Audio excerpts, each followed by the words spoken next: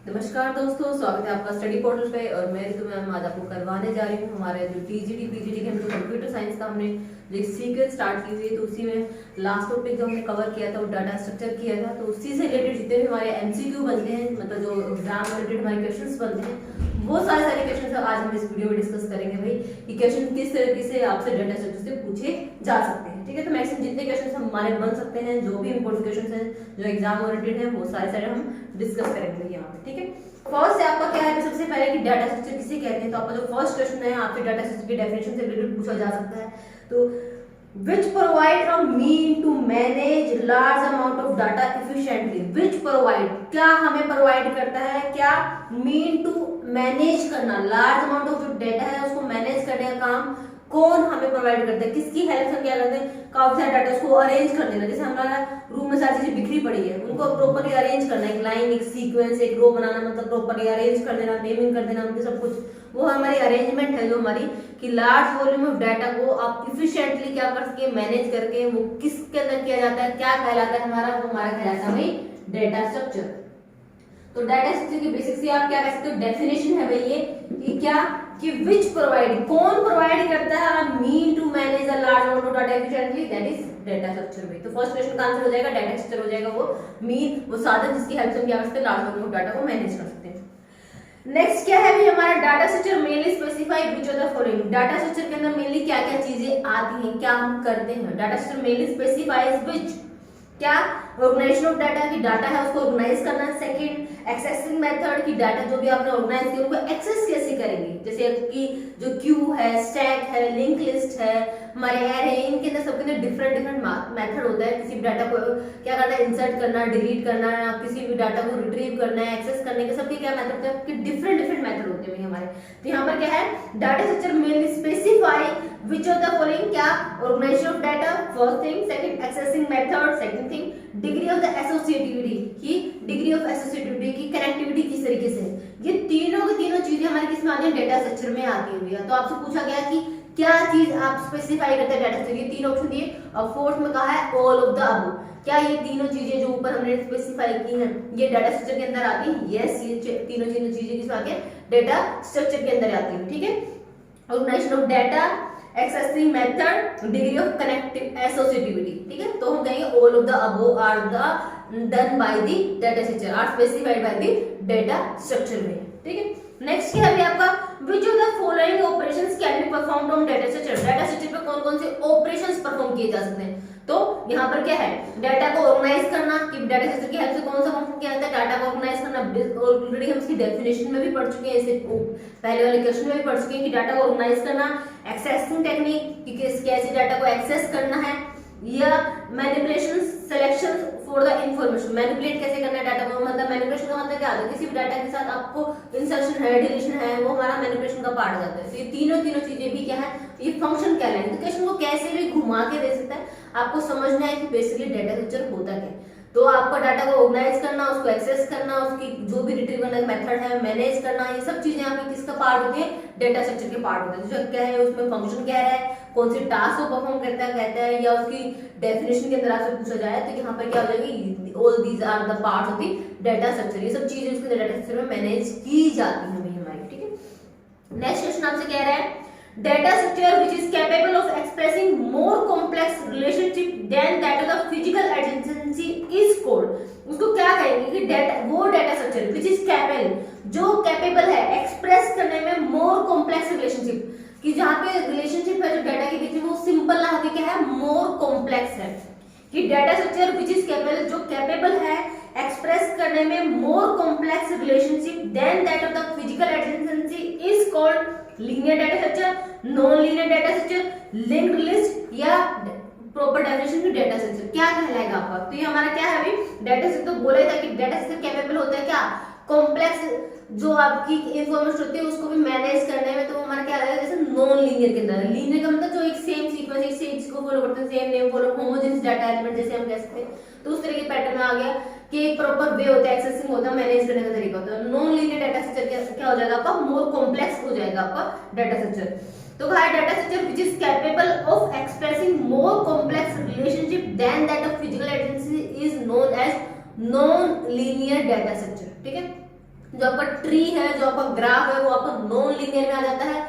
जो आपका link list है, एरे है, स्टैक है, क्यू है, ये आपका लीनियर डाटा स्ट्रक्चर में आ जाता है। ऑलरेडी जब मैंने आपको करवाया था डाटा स्ट्रक्चर, तब मैंने आपको बता दिया था कि डाटा स्ट्रक्चर की दो टाइप में आप डिवाइड कर सकते हो, लीनियर और नॉन लीनियर में। ठीक है, तो आपका जो ट्री और ग्राफ है दोनों आपका नॉन लीनियर में आ जाता है, और जो आपका लिंक लिस्ट है, एरे, स्टैक है, क्यू, ये आपका लीनियर डाटा स्ट्रक्चर में आ जाते हैं। ठीक है, तो इस क्वेश्चन का आंसर हो जाएगा non linear data structure. Next है a set of the instructions designed to perform a specific task is known as a set of instructions. A set of instructions designed to perform a specific task, उसको हम क्या बोलते हैं? Set of instructions को हमेशा याद रखना, ये किसकी डेफिनेशन होती है? एल्गोरिथम की होती है। किसकी होती है?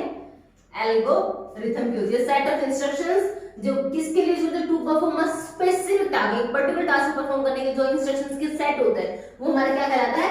एल्गोरिथम कहलाता है। ठीक है, ये एल्गोरिथम की डेफिनेशन हो जाएगी। ठीक है, a set of instructions जो डिजाइन की गई to perform a specific a particular task known as algorithm. Next है भाई, the two main measure for the efficiency of an algorithm are, कि क्या टू मेन मेजर है for the efficiency of an algorithm, कि कोई algorithm efficient है या नहीं है।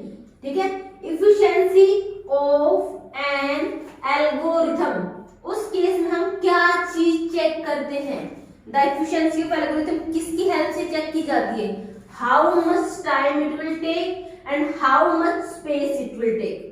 तो स्पेस और टाइम ये दो फैक्टर्स होते हैं जो हम क्या करते हैं? कंसीडर करते हैं in case of checking of efficiency of an algorithm. किसी एल्गोरिथम की एफिशिएंसी की हाउ एफिशिएंट इट इज, ठीक है, वो चेक करने के लिए क्या?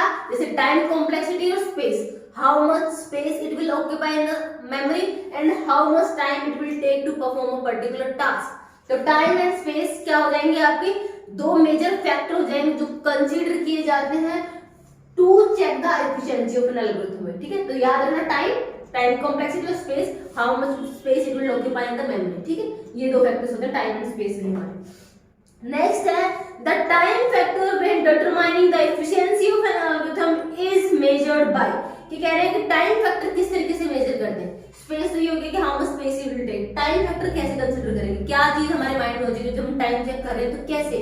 तो कह रहे हैं कि the time factor कि when determining the efficiency of an algorithm is measured, हम क्या चेक करेंगे? counting the number of key operations, कि आपको नंबर ऑफ की ऑपरेशंस कितने करने पड़े, या नंबर ऑफ कंपैरिजन। जैसे हमने डाटा स्ट्रक्चर के अंदर क्या किया था? लीनियर सर्च और बाइनरी सर्च किया था, तो वहां पर टाइम कॉम्प्लेक्सिटी हमने पढ़ा था, हर एक एल्गोरिथम की टाइम कॉम्प्लेक्सिटी हमने पढ़ा था। तो टाइम कॉम्प्लेक्सिटी कैसे मेजर की जाती है? नंबर ऑफ कंपैरिजन के ऊपर बेसिस, कि आपको कोई टास्क परफॉर्म करने के लिए, इंसर्शन शॉर्ट करने के लिए, बबल शॉर्ट करने के लिए, या लीनियर सर्च करने के लिए आपको कितने नंबर ऑफ कंपैरिजन करने पड़े, उससे हम क्या फाइंड आउट कर रहे थे? टाइम कॉम्प्लेक्सिटी फाइंड आउट कर रहे थे। तो हमसे क्वेश्चन में पूछा गया है दैट स्पेस कि the time factor when determining the efficiency of an algorithm is measured by counting the number of की ऑपरेशंस, कि आपको की ऑपरेशंस जो भी आपका कंपैरिजन है जो भी है वो की ऑपरेशंस आपको कितने करने पड़े? द नंबर ऑफ की operations, the counting the number of की ऑपरेशंस। क्या काउंट करोगे आप? गिनोगे, काउंटिंग द नंबर ऑफ की ऑपरेशंस, कि आपको कितने की ऑपरेशंस परफॉर्म करने पड़े। इट विल चेक, क्या करेगा? क्या फाइंड आउट करेगा? टाइम कॉम्प्लेक्सिटी या टाइम एफिशिएंसी में। ठीक है, किसी भी एल्गोरिथम की एफिशिएंसी चेक करनी है in term of time, then you will count the number of the key operations perform, कितने ऑपरेशंस आपको परफॉर्म करने पड़े उस टास्क को करने में, दैट इज टाइम कॉम्प्लेक्सिटी में। उसके बाद स्पेस फैक्टर क्या कंसीडर करता है? The space factor when determining the efficiency of algorithm is measured by counting the maximum memory needed, कि आपको ज्यादा से ज्यादा कितना स्पेस चाहिए। हम कहना मेरे को ये चाहिए, ये काम करना, तो कितना चाहिए? मैक्सिमम बताओ कि मैक्सिमम कितना स्पेस चाहिएगा किसी भी टास्क को परफॉर्म करने के लिए। वो क्या होता है? इन case of the space, space किससे रिलेटेड हो जाएगा? मेमोरी से, और टाइम किससे रिलेटेड हो जाएगा? नंबर ऑफ टास्क, कितनी बार करना पड़ेगा अब किसी काम को, किसी ऑपरेशन को कितनी बार परफॉर्म करना पड़ेगा, उसकी काउंटिंग के बेस पे टाइम मेजर होगा, और वो मेमोरी में कितना स्पेस ऑक्यूपाई करेगा उसके बेस पे आपकी क्या हो जाएगी? स्पेस फैक्टर स्पेसिफाई होगा। The space factor when determining the efficiency of an algorithm is measured counting the maximum memory needed by the algorithm. इसमें इस स्पेस एफिशिएंसी में, स्पेस फैक्टर में क्या होगा? क्या कंसिडर करोगे स्पेस सेक्टर में? मैक्सिमम मेमोरी नीडेड, ज्यादा से ज्यादा स्पेस कितना चाहिएगा? Maximum memory needed by the algorithm, कि उस एल्गोरिथम को कितनी मेमोरी चाहिएगी। Maximum memory needed by the algorithm is space factor के केस में accounting the number of the operations perform, की operation perform in case of the time factor में। Time factor में आपको नंबर ऑफ ऑपरेशन काउंट करने हैं और space factor में आपको मैक्सिमम मेमोरी देखनी है कि उस एल्गोरिथम के द्वारा कितना स्पेस ऑक्यूपाई किया गया है हमारा, ठीक है, वो हमारा स्पेस फैक्टर से रिलेटेड हो जाएगा। नेक्स्ट है अ group of same data type stored together in the memory is form. क्या कि आप अगर एक ही टाइप का मतलब अगर इंटीजर है तो सारे जो भी डेटा आप इंसर्ट करोगे इंटीजर है। जैसे आपने रोल नंबर का एक बना दिया और उसके अंदर सब बच्चे का आप रोल नंबर इंसर्ट कर रहे हो तो जो डेटा टाइप हो गया क्या हो गया? इंट हो गया। या आप किसी के मार्क्स डाल रहे हो, पॉइंट्स में भी हो सकते हैं, किसी कंप्लीट नंबर भी हो सकते हैं, तो आप मार्क्स डाल रहे हो तो हमने आपने फ्लोट टाइप डिक्लेयर कर दिया। या आप बच्चों के क्या कर रहे हो? नाम इंसर्ट कर रहे हो, क्लास 8 के बच्चों के ये नाम है तो आपने क्या करते हैं नेम के नाम से एक बना दिया तो वहां पर सबके नाम क्या है? कैरेक्टर टाइप के हो जाएंगे। नाम के लिए क्या कौन से आप यूज करोगे? डेटा टाइप को, कैरेक्टर को। रोल नंबर के लिए किसका यूज करोगे? इंट का। और मार्क्स वगैरह है जो पॉइंट्स में चीजें आ सकती है उसके लिए फ्लोट टाइप का, ठीक है। तो यहाँ पे क्या कह रहे हैं? A group of same data type stored together in the memory form is known as, उसको हम क्या कहते हैं भाई? एरे कहते हैं, याद रखना। Group of same data type, group of same एक तरह की data type is known as array, ठीक है। नेक्स्ट क्या है भाई? An array element is accessed using, अगर किसी एरे एलिमेंट को आपको एक्सेस करना है, ठीक है, तो उस एरे एलिमेंट को सारे सीक्वेंस वाइज जा रहे हैं, किसी एरे एलिमेंट को आप किस तरीके से एक्सेस कर सकते हो? रैंडमली आपको बीच में से कोई चाहिए, किसी 10th रोल नंबर वाले बच्चे को कुछ डेटा चाहिए, तो अगर किसी का आप एरे एलिमेंट को अगर आपको एक्सेस करना है तो किस तरीके से कर सकते हो? With the help of the index. किसकी हेल्प से? किसी भी एरे के इंडेक्स से हेल्प से, ठीक है। अगर किसी एरे के अंदर क्या है?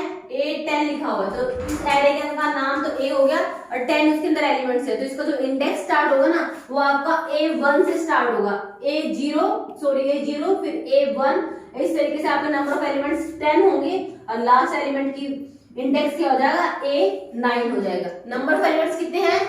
10 थे, ठीक है। और आप उनके क्या कर दोगे? नंबरिंग जो स्टार्ट होगी वो 0 से स्टार्ट होगी। A0, A1, A2, A3, A4, A9। Total elements कितने डिक्लेयर कर रखे थे आपने उस एरे के अंदर? 10 एलिमेंट में। तो 0 से लेकर 9 तक कितने एलिमेंट हो गए? आप पे 10 एलिमेंट हो गए। जब आपको किसी पर्टिकुलर एलिमेंट को जैसे A5 को आपको क्या करना है? एक्सेस करना है, किसी वैल्यू की उसकी वैल्यू चाहिए उसके कोर्स पढ़ने में, तो आप क्या कर सकते हो? उसकी इंडेक्स वैल्यू को स्पेसिफाई कर देंगे भाई जो 5th पोजीशन पे आपका जो एलिमेंट है वो मुझे चाहिए, उसके अंदर जो भी वैल्यूज लिखी हुई है कि उस बच्चे का सारा डेटा है कि इस रोल नंबर का ये नेम है, इस क्लास में इतने मार्क्स इसको आए हैं, सब कुछ। तो आप क्या कर सकते हो? इंडेक्स की हेल्प से किसी भी एरे एलिमेंट को एक्सेस कर सकते हो। तो यहाँ पे क्वेश्चन क्या था? An array element is accessed using an index number. Index number का यूज करके आप किसी भी एरे एलिमेंट को एक्सेस कर सकते हो, ठीक है। तो इसका आंसर क्या हो जाएगा? इंडेक्स नंबर की हेल्प से किसी भी एरे एलिमेंट को एक्सेस किया जा सकता है। नेक्स्ट है इन C++ programming array index should be start from, already मैंने बता दिया, शुड बी स्टार्ट फ्रॉम 0। कोई भी C या C++ लैंग्वेज के अंदर एरे एलिमेंट हमेशा कहां से स्टार्ट होता है? उसकी जो इंडेक्स आप करते हो कि फर्स्ट जो एलिमेंट पुट किया जाएगा वो कहां पे पुट किया जाएगा? A0 में पुट किया जाएगा, पहले एलिमेंट की वैल्यू। जैसे A0 पहले बच्चे का रोल नंबर 1 हो गया, फिर A1, फिर दूसरे बच्चे का रोल नंबर 2 हो गया। आप कुछ भी नंबर डाल सकते हो, जरूरी थोड़ा सीक्वेंस है। पहले के अंदर आपने जो डाला वो 2 है, फिर आपने 4 डाल दिया, कुछ भी जो भी आप इंसर्ट कर रहे हो, तो जो इंडेक्स स्टार्ट होगा ना वो 0 से स्टार्ट होगा। A0 के अंदर फर्स्ट एलिमेंट, A1 के अंदर सेकंड एलिमेंट, A2 के अंदर थर्ड एलिमेंट, इस तरीके से, ठीक है। तो इन C++ programming array index should be start from 0 भाई। नेक्स्ट है array int marks 10, 5 determine N array of. अगर किसी एरे को कैसे लिखा गया है भाई आपका? हमने देखो सारा चैप्टर पढ़ लिया है, एक बार आपके पास भी जो बुक है है जिसको भी आप रेफर करें वहां से भी पूरे चैप्टर में से गो थ्रू हो जाना।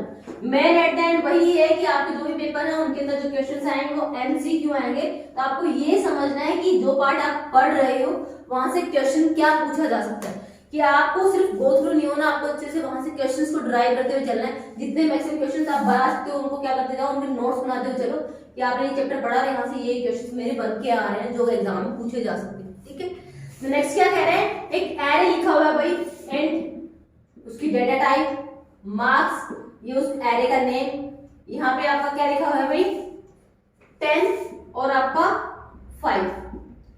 अब यहाँ पे देखो मैंने दो चीजें लिखी है, वैसे तो हम इससे पहले हमने जो किया था A0 लिखा था, यहाँ पे एरे का नाम A था और यहाँ पे 0 उसका इंडेक्स हो गया। यहाँ पे ये क्या है, 2 डायमेंशनल एरे भी, एक होता है आपका 1 डायमेंशनल एरे, एक होता है 2 डायमेंशनल एरे। यहाँ पर जो एरे है वो कौन सा 2 डायमेंशन दी हुई है इसकी, क्या है कौन सा ये 2 डायमेंशनल एरे है भाई, 2 डायमेंशनल एरे हो गया आपका। ठीक है, 2 डायमेंशनल एरे भी आपका, इस 2 डायमेंशनल एरे के अंदर क्या है, ये हमसे पूछा जा रहा है कि इसका मतलब क्या है। इसका मतलब है ये जो एरे होगा, इस एरे के अंदर जो एलिमेंट्स आएंगे वो सिर्फ और सिर्फ किसके टाइप आएंगे, इंटीजर के। ये चीज आपने यहाँ पे डिक्लेयर कर दी है भाई, आपने क्या बता दिया, इस एरे की जो डाटा टाइप होगी वो कौन सी टाइप होगी, इंटीजर टाइप होगी भाई। ये चीज क्या बता रही है कि ये क्या है, एरे का नेम है भाई आपका।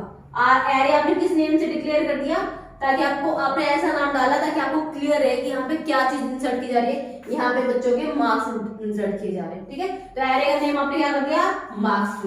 और यहाँ पे क्या है 10 और 5, 10 और 5 क्या दिखा रहा है आपको, ये बताना है कि फर्स्ट किसके लिए, सेकंड किसके लिए। तो यार ना फर्स्ट वाला तो स्पेसिफाई करता है रो को, और 5 का मतलब है कॉलम में। ठीक है, तो यहाँ पर इंट का मतलब था इंटीजर डेटा टाइप, मार्क का मतलब था एरे का नेम, और ये है आपकी क्या है 10 रोज और 5 कॉलम। आपसे पूछा गया इसका मतलब क्या है, इसका मतलब है 10 रोज एंड 5 कॉलम्स। जो फर्स्ट वाला जो इंडेक्स होता है वो स्पेसिफाई करता है रोज को, नंबर ऑफ रोज कितनी होंगी 10, और सेकंड वाला स्पेसिफाई करता है कॉलम्स को, तो नंबर ऑफ कॉलम्स कितने होंगे आपके भाई 5। तो रोज हो जाएंगे 10 और कॉलम्स हो जाएंगे 5 भाई। तो हमसे क्वेश्चन पूछा गया था इंट मार्क्स 10 5 क्या स्पेसिफाई करता है, 10 रोज 5 कॉलम्स में। सीधा क्वेश्चन यही था, array int marks 10 5 defines an array of 10 rows 5 columns. ठीक है, बस आपको ये कंफ्यूजन ना, पहले वाला रो को बताएगा, सेकंड वाला आपका कॉलम्स को बताएगा। नेक्स्ट है an array can be passed in a function in the C function through। आप कह रहे हैं किसी भी लैंग्वेज के अंदर, जैसे आपके C++ लैंग्वेज के अंदर है, किसी फंक्शन के अंदर अगर आपको एरे की वैल्यू क्या करनी है, पास करनी है, तो वो कैसे पास की जा सकती है, call by value, call by reference. Already जिसने भी C++ लैंग्वेज पढ़ी है उसने ये चीज पढ़ी होगी। एरे के अंदर हमारा ये चीज आती है कि किसी भी एरे के अंदर वैल्यूज को पास कैसे किया जाता है, तो कॉल बाय वैल्यू, किसी का आप वैल्यू इंसर्ट करते हो, कॉल बाय वैल्यू या कॉल बाय रेफरेंस में। ये दोनों मेथड है जिसकी हेल्प से आप क्या कर सकते हो, किसी भी एरे को वैल्यू पास कर सकते हो। वैल्यू, जो भी वैल्यू आपको उस एरे में इंसर्ट करनी है, तो वैल्यूज पास करने के लिए जो मेथड यूज किए जाते हैं वो ये 2 मेथड होते हैं, कॉल बाय वैल्यू और कॉल बाय रेफरेंस। कि पर्टिकुलर आप वैल्यू बता दो कि क्या वैल्यू किस एरे पुट होनी है, या आप रेफरेंस से बता सकते हो। ठीक है, ये 2 मेथड होते हैं आपके क्या, किसी भी एरे में वैल्यू पुट करने के। While passing an array as an actual argument, जब आप पासिंग कर रहे हो एरे को as an actual argument, the function call must है क्या होना चाहिए, द एरो नेम अलोन। तो आपके पास सिर्फ क्या होना चाहिए, एरे का नेम होना चाहिए। आपसे पूछा गया while passing an array, जब आप एक एरे को पास कर रहे हो एज एन एक्चुअल आर्गुमेंट के रूप में, then the function call must है, जो फंक्शन कॉल है उसके अंदर क्या चीज आपको स्पेसिफाई करनी पड़ेगी, the array name with the empty bracket, the array name with its size, the array name alone और all of the above। तो यहाँ पे आंसर हो जाएगा the array name alone। सिर्फ और सिर्फ आपको क्या बताना है, उस फंक्शन के अंदर उस एरे का नेम बताना, और कुछ भी स्पेसिफाई करने की जरूरत नहीं है। तो the array name alone हो जाएगा यहाँ पे। नेक्स्ट है how many values can be held by an array A -1 से स्टार्ट करके m, फिर 1 से स्टार्ट करके m। तो इसमें मैक्सिमम कितनी वैल्यू हो जाएगी, how many value can be hold की जाएंगी किसी एरे के द्वारा। आपको एक चीज दे दी गई बना के a -1 m1 how much value it will hold, ये कितनी वैल्यूज को होल्ड करेगा। तो यहाँ पे भी आप याद रख लेना, यहाँ पे क्या m इंटू m प्लस 2 क्या हो जाएगा m into m plus 2। How many values can be hold by an array, इस एरे के द्वारा कितनी वैल्यू होल्ड की जाएंगी m into m plus 2। m की वैल्यू कुछ भी हो सकती है, जो भी वो स्पेसिफाई करेंगे 5 10 and 20 कितनी भी। उसके बाद है the C declaration int a 3 5 of containing rows, each of these rows is itself an array containing integers।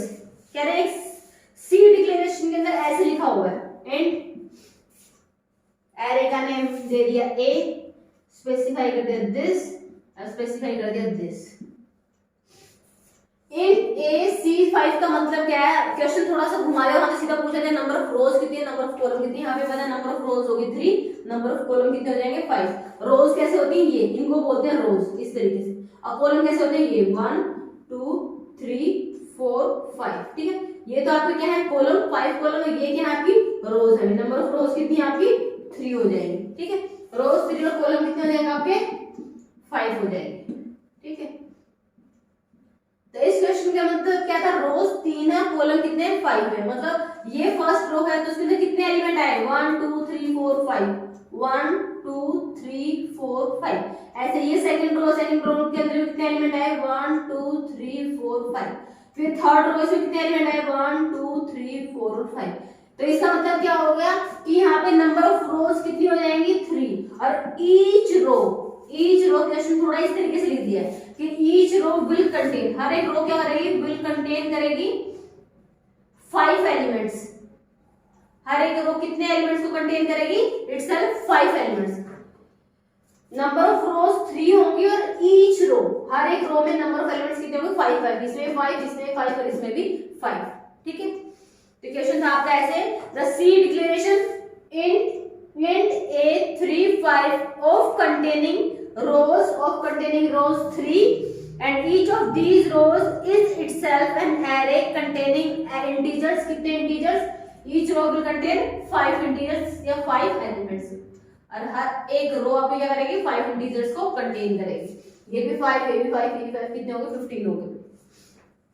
उसके बाद क्या है भाई आपका, if the storage class is missing an array, यदि किसी एरे में if the storage class is missing in an array definition by default it will be taken to be, कैसे ली जाएगी आपकी, यदि कह रहे हैं यदि स्टोरेज क्लास आपकी मिसिंग है किसी एरे की डेफिनेशन में, then by default it will be taken कैसे, ऑटोमेटिक एक्सटर्नल और स्टैटिक। किस तरीके से आपको उसको कंसीडर किया जाएगा, अभी ऑटोमेटिकली अपने आप में लेंगे या फिर एक्सटर्नल डिक्लेयर किया जाएगा या फिर वो आपका स्टैटिक्स है। तो यहाँ पे क्या आएगा आंसर, आइदर ऑटोमेटिक हो सकती है, एक्सटर्नल हो सकती है, डिपेंड करते हैं on the place of occurrence कि वो किस जगह पे आ रही है, उसके प्लेस ऑफ अकरेंस के ऊपर बेस्ड वो क्या रहेगी, वो आपकी क्या हो सकती है ऑटोमेटिक भी हो सकती है और वो एक्सटर्नल भी हो सकती है। किस पे डिपेंड करेगी कि वो उसको डिक्लेयर किस जगह पे किया गया, उसकी अकरेंस कहाँ पे किस जगह पे हुआ है, उसके अकॉर्डिंग क्या हो जाएगी उसकी आपकी एक्सटर्नल या फिर ऑटोमेटिक कहलाएगी। कि स्टोरेज क्लास मिसिंग है एरे की तो by default it will be taken external और automatic depend on the its occurrence कि ये आ कहां पे रहा है।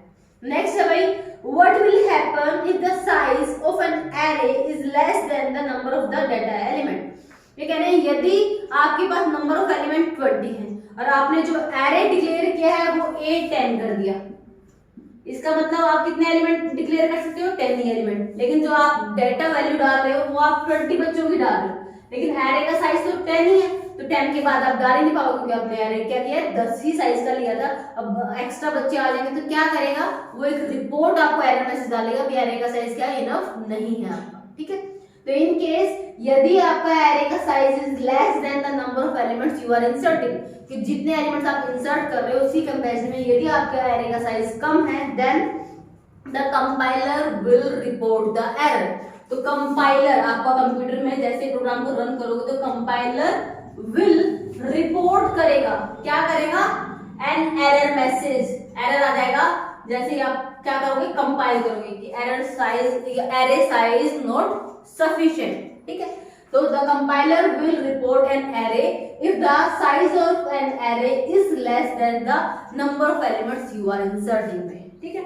नेक्स्ट क्या है, the individual elements of an array are accessed by specifying the array name with their क्या, यदि किसी एरे एलिमेंट को आप इंडिविजुअली सीक्वेंस में नहीं 1 2 3 4 5 इंडिविजुअली बीच में से आपको किसी भी एलिमेंट को एक्सेस करना है तो किस तरीके से कर सकते हो, मैंने ऑलरेडी बताया था, उसके इंडेक्स नंबर से,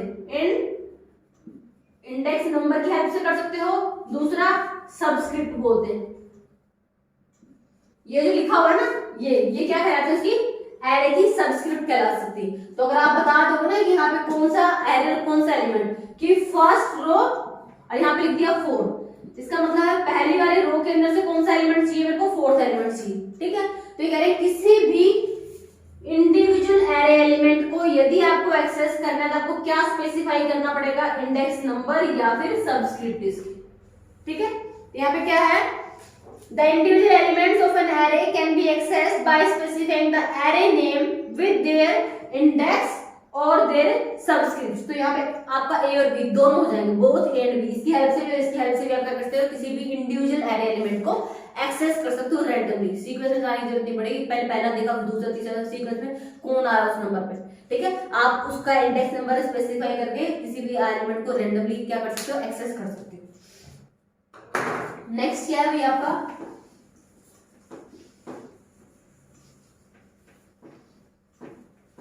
नेक्स्ट आपका क्वेश्चन हो जाएगा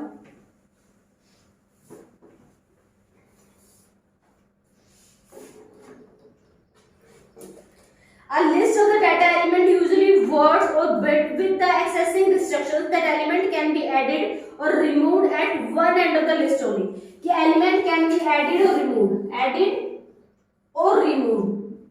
या तो ऐड किया जाए या रिमूव किया जाए at the one and only, सिर्फ एक तरफ से, वन एंड ओनली। एडिशन वाला काम करना है वो भी एक ही तरफ से होगा, डिलीट करना है तो भी उस तरीके से होता है। जैसे हमारी स्टैक होती है, स्टैक का मतलब जैसे आपने प्लेट्स रख दिए, अब किसी को और प्लेट रखनी है तो वो ऊपर ही रखेगा, अब किसी को प्लेट उठानी है, खाना खाने जैसे शादी में जाते सारी प्लेट की एक स्टैक बनी हुई है, तो किसी को प्लेट नई प्लेट इंसर्ट करनी है वो भी ऊपर ही रखेगा, और किसी को कोई प्लेट उठानी है तो वो भी सबसे ऊपर से ही जाएगी, ठीक है।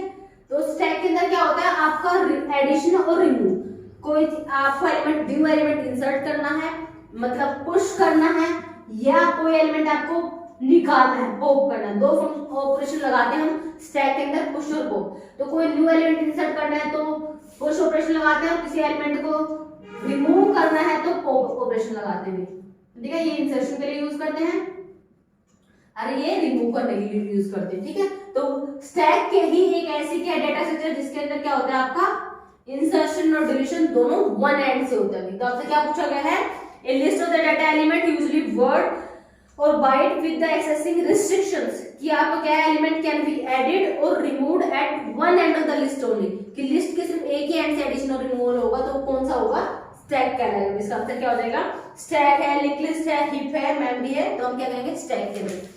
नेक्स्ट क्वेश्चन क्या है, स्टैक क्या है भाई, स्टैक क्या है, एब्स्ट्रैक्ट डाटा टाइप है, यस। कॉन्स्टेंटली चेंजिंग ऑब्जेक्ट है, कि उसके ऑब्जेक्ट चेंज होते रहते हैं, वैल्यू इंसर्ट और रिमूव होती रहती है, तो कॉन्स्टेंटली चेंजिंग ऑब्जेक्ट्स है। और N ordered collection of items है, ऑर्डर्ड कलेक्शंस है कि एक ऑर्डर में लगा के रखते हो आप, ठीक है। ऑर्डर्ड कलेक्शन ऑफ एलिमेंट भी है, कॉन्स्टेंटली चेंजिंग डाटा भी है, और एब्स्ट्रैक्ट डाटा स्ट्रक्चर भी है। ये तीनों क्या हो जाएंगे भाई आपके, देखो हमने पढ़ा था सबसे पहले कि एब्स्ट्रैक्ट डाटा स्ट्रक्चर क्या है, और आपकी पहले वाली, तो इसमें क्या है, स्टैक आपका एब्स्ट्रैक्ट डाटा स्ट्रक्चर के अंदर भी आएगा, और आपका और ऑर्डर ऑफ कलेक्शंस के लिए भी यूज करते हैं। तीनों जो आपके क्वालिटीज बताई गई, कैरेक्टरिस्टिक्स बताई गई है, वो हमारी स्टैक की बताई गई। तो हम कहेंगे all of the 3 are the characteristics of the stack, कि एब्स्ट्रैक्ट डाटा टाइप भी है, ऑर्डर्ड कलेक्शन ऑफ एलिमेंट भी है, और द आपका last one constantly changing object भी है। तो ठीक है, तीनों स्टैक की क्वालिटी हो जाएंगे।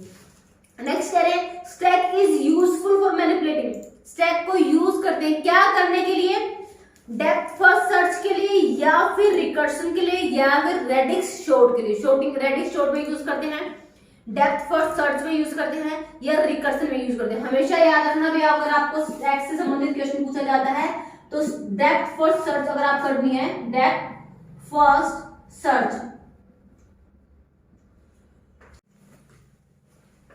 हम कर रहे थे स्टैक क्या है, स्टैक किस चीज के लिए यूज करते हैं हम, स्टैक को हम यूज करते हैं डेप्थ फर्स्ट सर्च के लिए हम यूज करेंगे। आपसे पूछा जाए कि डेप्थ फर्स्ट सर्च में कौन सी डेटा स्ट्रक्चर यूज करते हैं तो स्टैक आ जाएगा, या पूछा जाए स्टैक किसमें यूज होता है तो डेप्थ फर्स्ट सर्च में यूज होता है आपका, और रिकर्सन में होता है भाई।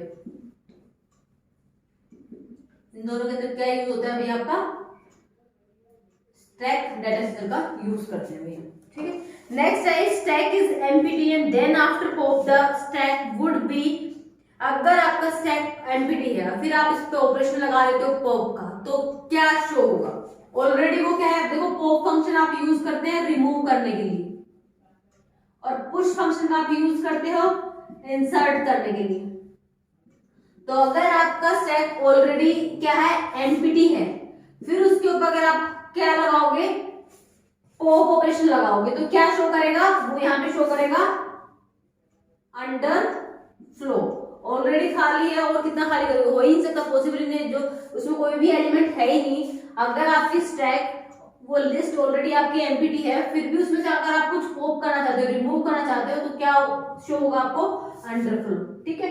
तो यह आपकी लिस्ट ऑलरेडी फुल है, क्या है, लिस्ट क्या है आपकी, कंप्लीट है, फुल है, फुल हो चुकी है ऑलरेडी, ठीक है, कंप्लीट लिखा है, फुल है। तब अगर आप उसके अंदर किसी एलिमेंट को इंसर्ट करने की कोशिश करोगे, पुश करने की कोशिश करोगे, भी इसके अंदर और भी डाल दो, और भी डाल दो, अब स्पेस ही नहीं है, ऑलरेडी वो भर चुकी है जितने उसके अंदर एलिमेंट्स आने थे। अगर आपकी लिस्ट ऑलरेडी फुल है, फिर उसके अंदर अगर कोई एलिमेंट आप इंसर्ट करने की कोशिश करोगे तब आपका क्या शो करेगा, ओवरफ्लो। तो ये टर्म ध्यान रखना, अंडरफ्लो तब दिखाएगा जब लिस्ट खाली है और उसमें से आप अभी भी कोई एलिमेंट आप रिमूव करना चाहते हो तो कंडीशन आ जाएगी अंडरफ्लो की। अगर आपकी लिस्ट ऑलरेडी फुल है, उसमें अभी भी कोई नया एलिमेंट इंसर्ट करना चाहते हो, तब आपके ऑपरेशन क्या दिखाएगा, ओवरफ्लो दिखाएगा कि ऑलरेडी क्या हो चुकी है, लिस्ट आपकी ओवरफ्लो है, उसके अंदर कोई भी और एलिमेंट इंसर्ट नहीं किया जा सकता। तो ध्यान रखना, अंडरफ्लो ओवरफ्लो क्या है, एनपीटी में कोई भी नया और एलिमेंट रिमूव करने की कोशिश करना आपका अंडरफ्लो, और फुल में और इंसर्ट करने की कोशिश करना तो ओवरफ्लो हो जाएगा, ठीक है। नेक्स्ट क्या कह रहे हैं, prefix to postfix is possible in which data structure, कि प्रीफिक्स टू पॉसिबल, कि पहले प्रीफिक्स टू पॉसिबल कौन सी डेटा स्ट्रक्चर के अंदर पॉसिबल है भाई, आपका लिंक्ड लिस्ट के अंदर, क्यू के अंदर, ट्री के अंदर, या फिर आपका स्टैक के अंदर हो जाएगा भाई। तो ये प्रीफिक्स टू पोस्टफिक्स किस में पॉसिबल है आपका, प्रीफिक्स, पोस्टफिक्स और इनफिक्स। ऑलरेडी मैंने आपको तीनों करवाया था, प्रीफिक्स में क्या करते हैं, पोस्टफिक्स में क्या कर सकते हैं, और इनफिक्स में क्या कर सकते हैं, करते हैं, ठीक है। तो कह रहे हैं prefix to postfix is possible, कौन सी डेटा स्ट्रक्चर में पॉसिबल है भाई हमारा, वो भी हमारा स्टैक में पॉसिबल है, याद रखना, prefix to postfix, prefix to postfix कौन सी डेटा स्ट्रक्चर में, स्टैक के अंदर में, ठीक है।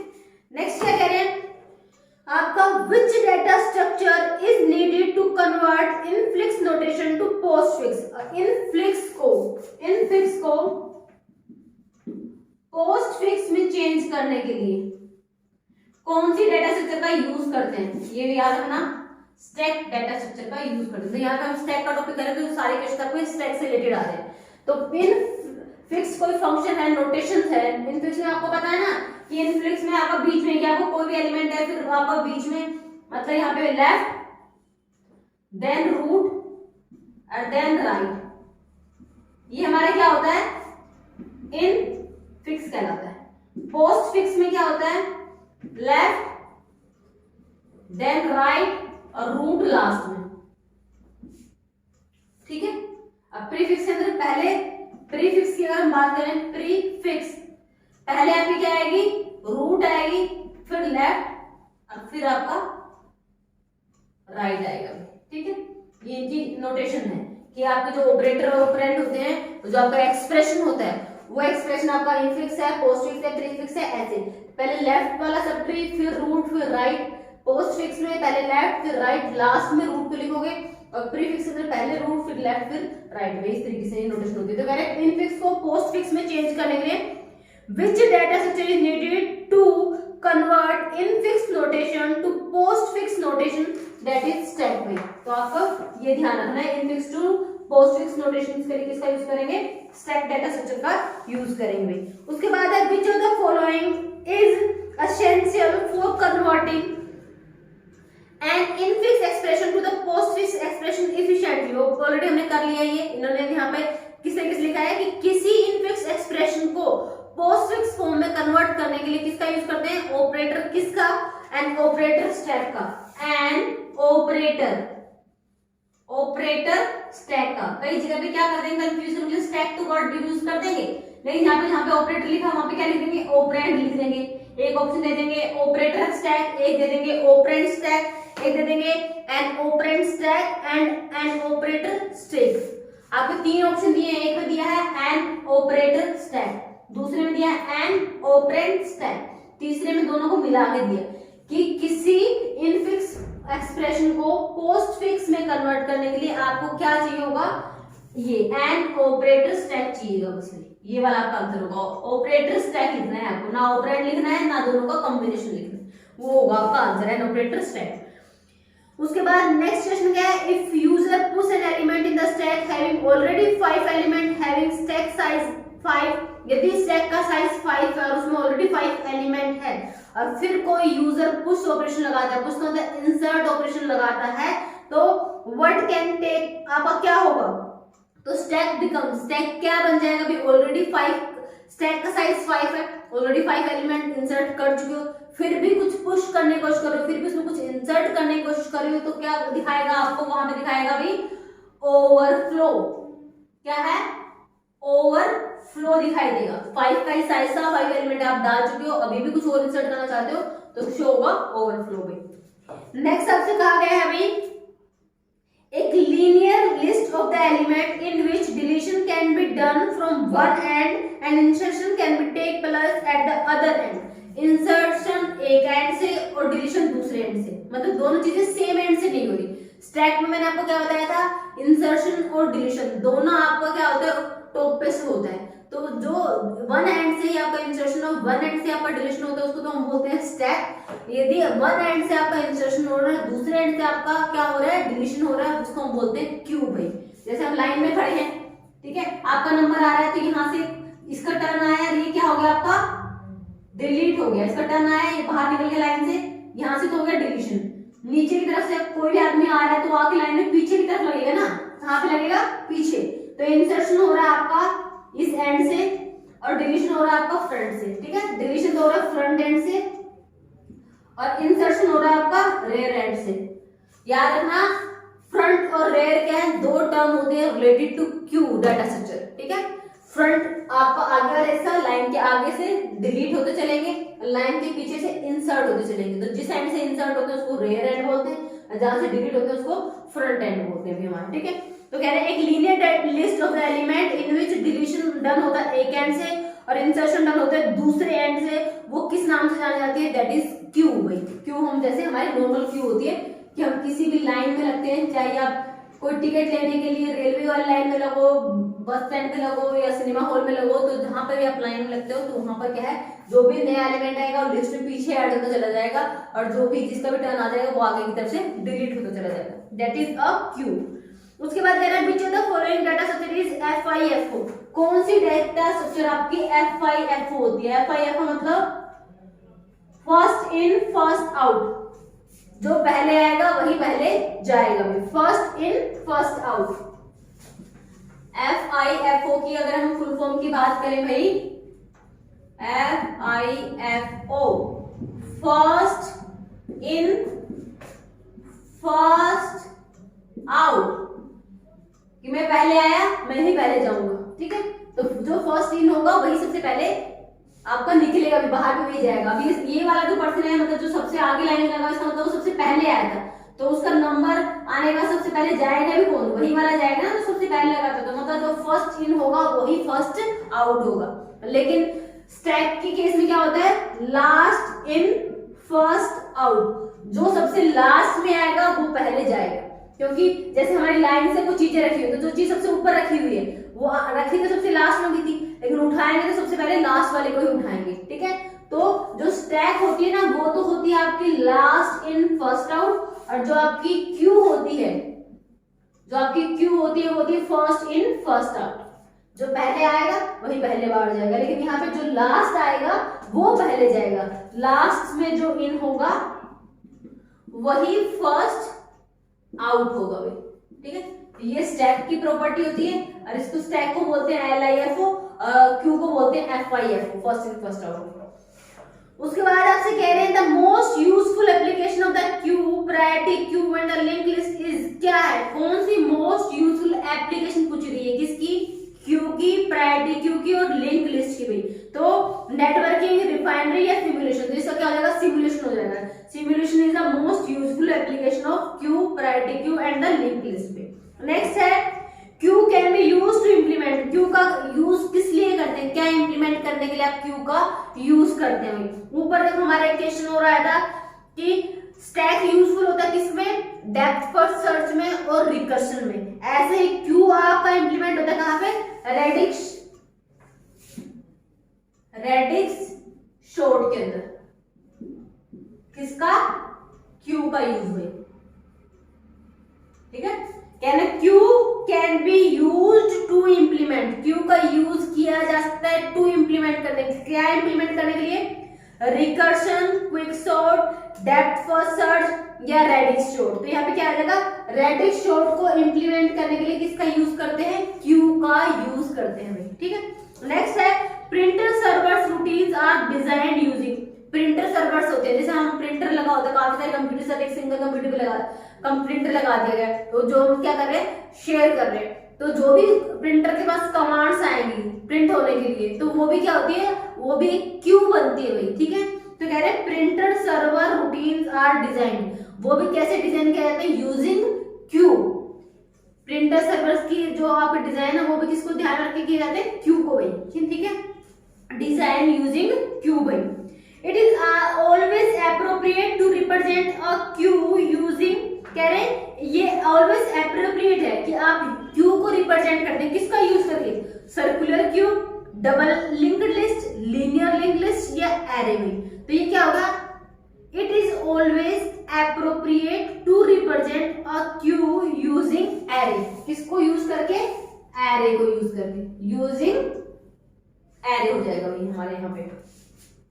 नेक्स्ट है when an element has the removed from a priority queue then the item with the priority is removed first, कह रहे हैं यदि आप प्रायोरिटी क्यू में से किसी एलिमेंट को रिमूव कर रहे हो then the item with the lowest, highest, average या minimum priority is removed first. आपको किसी प्रायोरिटी क्यू में से किसी एलिमेंट को रिमूव करना है तो किस एलिमेंट को सबसे पहले रिमूव किया जाएगा, जिसकी प्रायोरिटी मिनिमम होगी उसको, जिसकी प्रायोरिटी एवरेज होगी उसको, या जिसकी प्रायोरिटी लोएस्ट सबसे कम होगी उसको, या प्रायोरिटी जिसकी हाईएस्ट होगी उसको। तो याद रखना सबसे पहले किसको प्रेफरेंस दी जाएगी, जिसकी प्रायोरिटी हाईएस्ट होगी। यदि किसी प्रायोरिटी क्यू में से आप एलिमेंट को रिमूव कर रहे तो the element with the highest priority, जिसकी प्रायोरिटी सबसे ज्यादा होगी, that will be removed first, उसको सबसे पहले लिस्ट में से रिमूव किया जाएगा भी, ठीक है।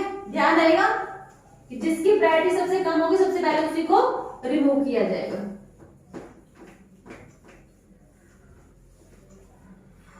उसके बाद है भी आपका identify the data structure which allow deletion at the both ends of the list but insertion at the one end। वो क्या होती है आपकी कि कह रहे identify the data structure, वो data structure बताइए which allow deletion at the both end, कि deletion तो क्या करें, deletion at the both end,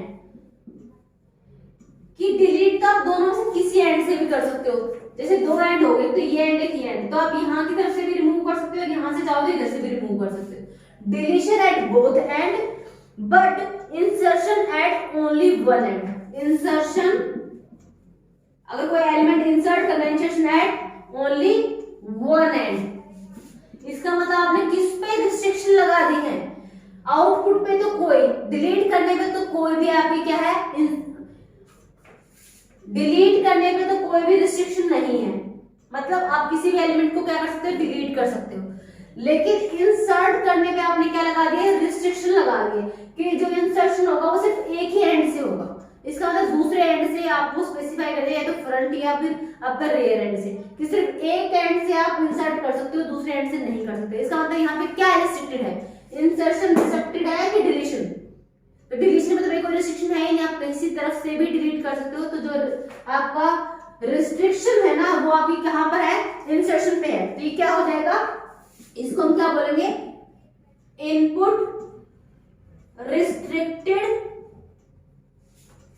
और क्या हो जाएगी, D Q, double ended queue, D Q. Already मैंने आपको पढ़ाया था डी क्यू क्या होती है, डी क्यू का फुल फॉर्म हो गया डबल एंडेड क्यू।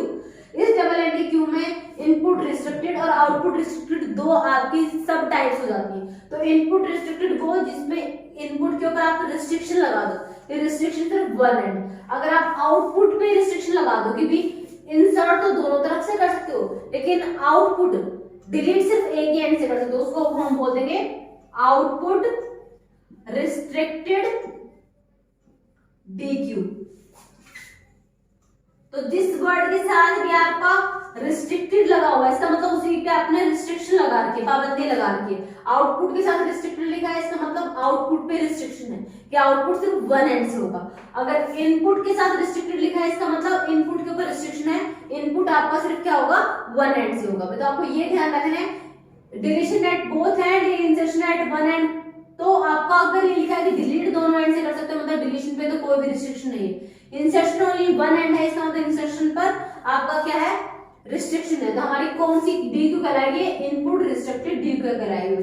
ऊपर अगर जो टर्म मैंने लिखी हुई है इसके अकॉर्डिंग कि deletion at both end, insertion at one end, वो कौन सी डी क्यू बन जाएगी, इनपुट रिस्ट्रिक्टेड डी क्यू कहलाएगी भाई हमारी। ठीक है, क्या कहलाएगी, इनपुट पे रिस्ट्रिक्शन लगा रखे हमने।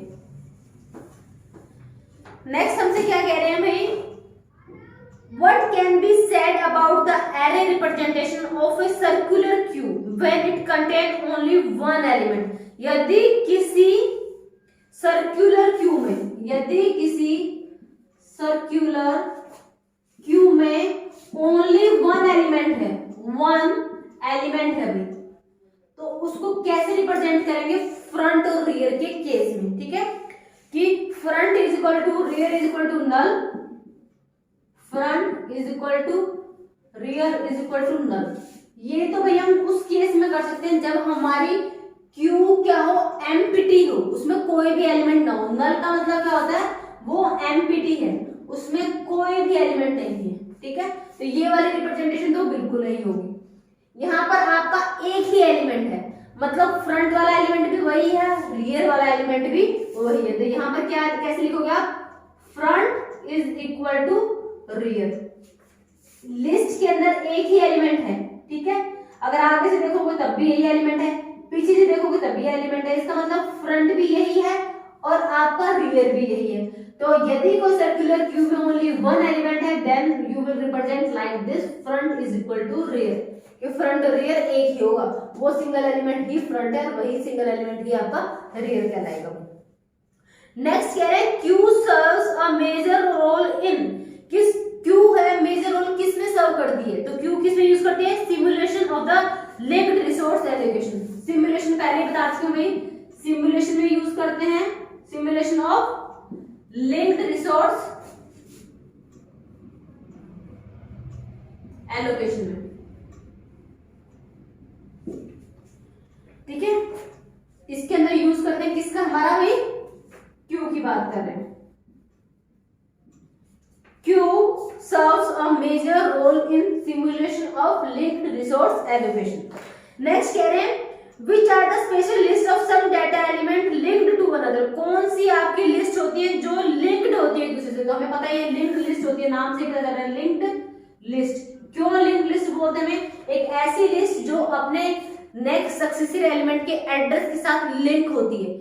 कि जो आपको पता है ना, लिंक लिस्ट में दो पार्ट होते हैं, तो इन्फॉर्मेशन वाला पार्ट जो भी आप वैल्यू इंसर्ट करना चाहते हो, नेक्स्ट में वो पॉइंटर जिसमें नेक्स्ट एलिमेंट का एड्रेस होता है कि यहाँ पे कौन सी वैल्यू आएगी, उसका एड्रेस आपका होता है। ठीक है, तो आपकी लिंक लिस्ट दो पार्ट से मिली होती है। तो हमसे क्या पूछा गया है, एक ऐसी लिस्ट जो क्या करती है, कंटेन करती है आपका सम डाटा एलिमेंट और जो linked to one another, that is linked list कहलाएगी हमारी। Each node in a linked list contain क्या क्या, ऑलरेडी मैंने बता दिया, इन्फो पार्ट प्लस पॉइंटर। ये तो इन्फॉर्मेशन वाला पार्ट है, जो भी आपका डेटा है, ये आपका पॉइंटर वाला पार्ट है, जिसके अंदर क्या होता है, नेक्स्ट सक्सेसिव एलिमेंट का एड्रेस होता है। ठीक है, तो आपकी लिंक लिस्ट दो पार्ट से मिलकर बनी होती है। कैसे आएगा ऑप्शन में, एक में लिखा रहेगा इन्फो पार्ट और दूसरे में आपको में लिखा रहेगा क्या, पॉइंटर। तो आपको क्या कहना है, both info part and pointer से मिलकर आपकी लिंक लिस्ट बनी होती है। Info part plus pointer, A और बी दोनों से मिलकर।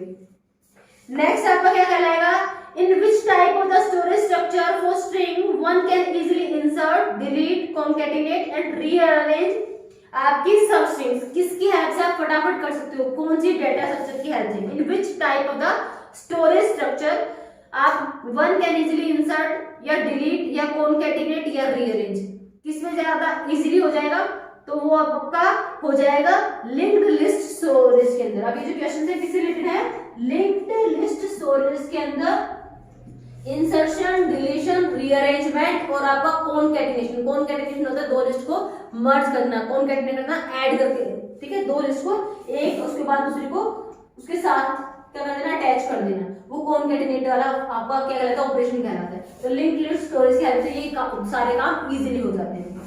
नेक्स्ट है the list with no node on it is called the, उसको हम क्या कहेंगे, कोई लिस्ट जिसके अंदर कोई भी नोड नहीं है, ऐसी लिस्ट जिसमें कोई एलिमेंट नहीं है, कोई भी नोड नहीं है। देखो भाई इस पूरे पार्ट को हम नोड बोलते हैं, जिसके अंदर इन्फो प्लस पॉइंटर से मिलकर एक नोड बनती है, ठीक है।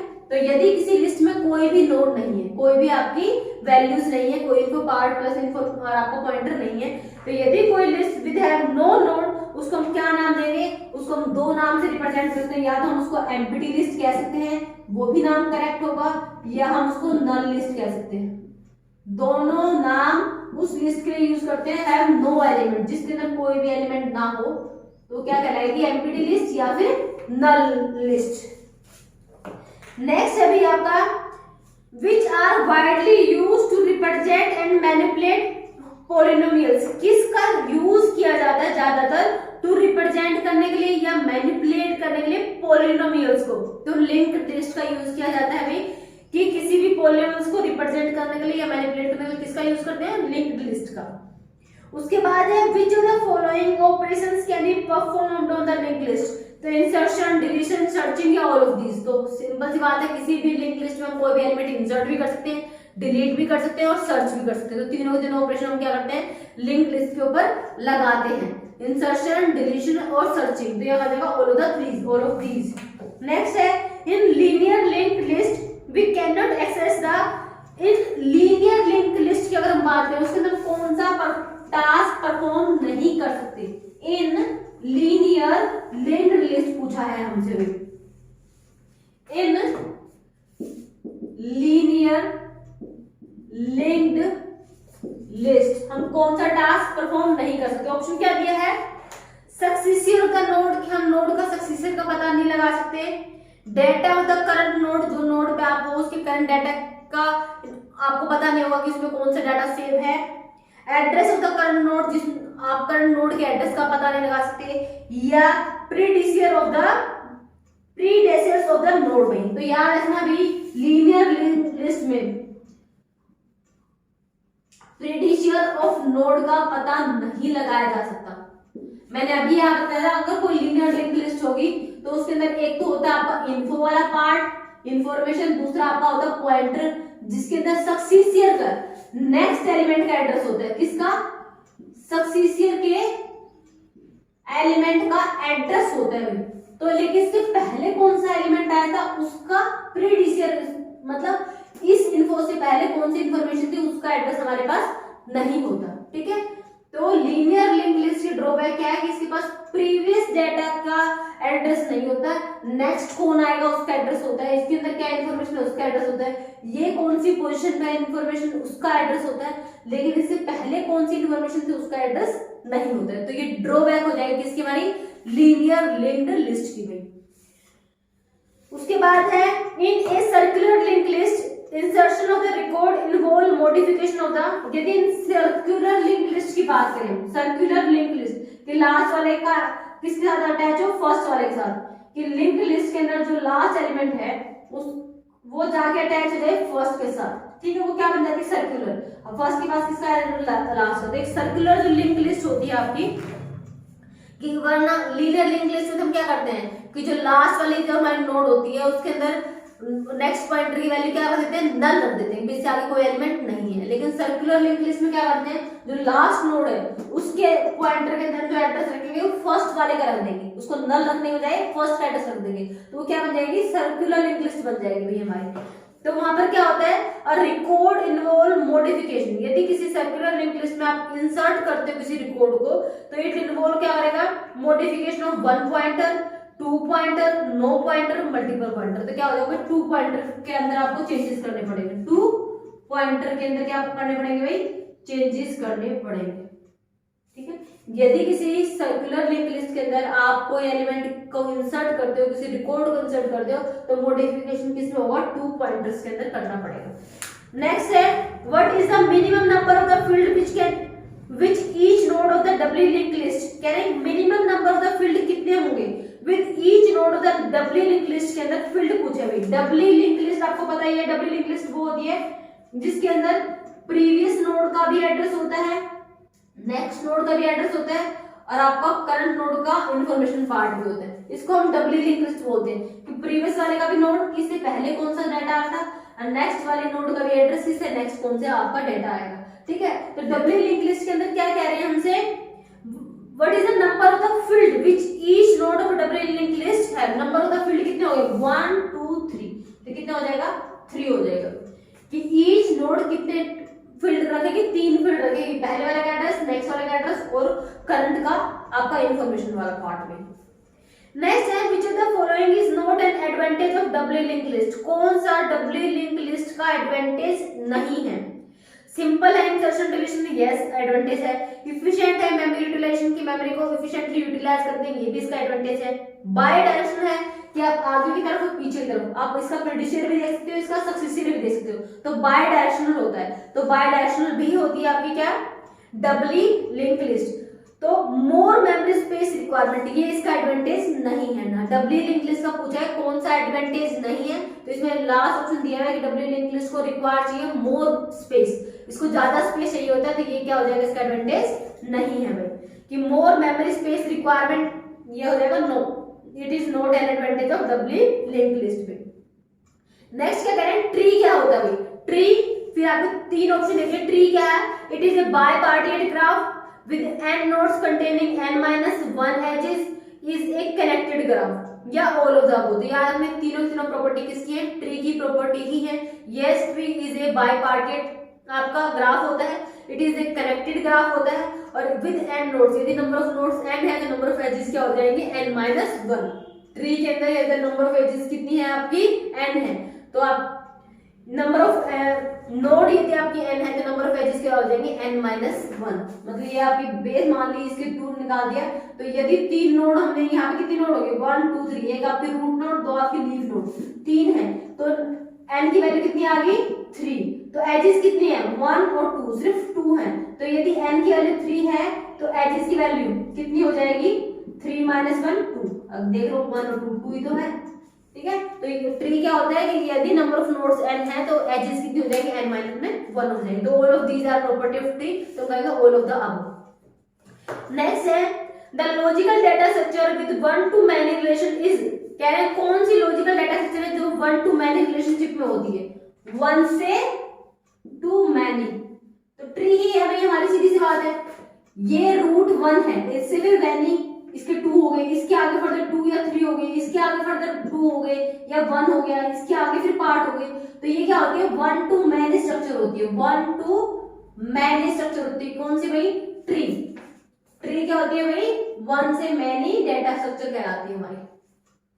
नेक्स्ट क्या है भाई आपका, in a tree if a node is linked to 3 edges, यदि एक ट्री में एक नोड जुड़ी हुई है 3 एजेस से, then the degree of that node is, मैं ऑलरेडी आपको जब मैंने डाटा स्ट्रक्चर में ट्री वाला पार्ट करवाया था, मैंने आपको डिग्री ऑफ नोड और डिग्री ऑफ ट्री दोनों चीजें करवाई थी भाई, ठीक है।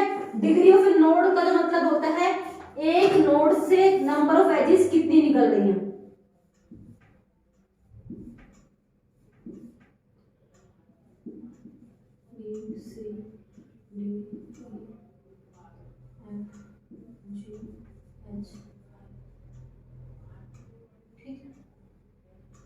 तो यहाँ पे अगर आपसे पूछा जाए कि डिग्री ऑफ नोड क्या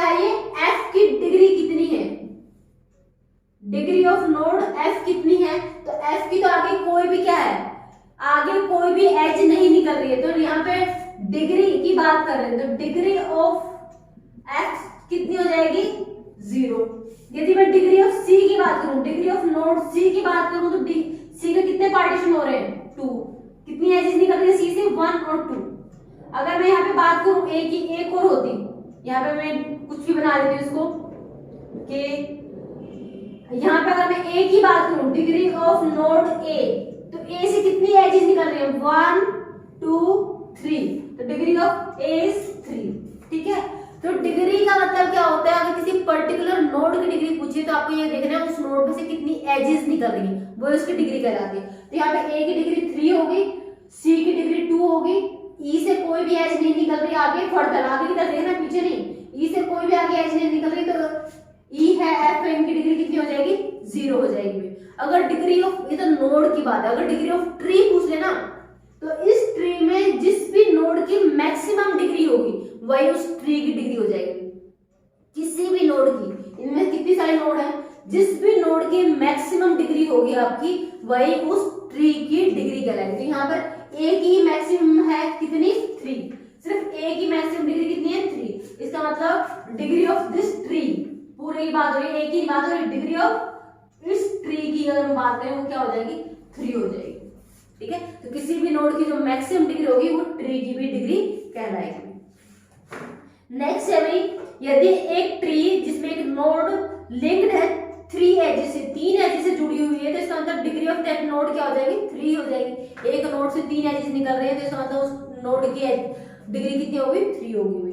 नेक्स्ट है a full binary tree with n leaves contain, क्या करेगा, अगर एक फुल बाइनरी ट्री है भाई और उसके अंदर नंबर ऑफ लीव्स कितनी है, ए फुल बाइनरी ट्री क्या कह रहे हैं हमसे, a full binary tree, ठीक है ना, a full binary tree with n leaves, उसमें नंबर ऑफ लीव्स कितनी है with n leaves। ठीक है, लीव्स आपको पता है ना, जिन नोड्स के आगे फर्दर चाइल्ड नहीं होते उनको लीव नोड बोलते हैं।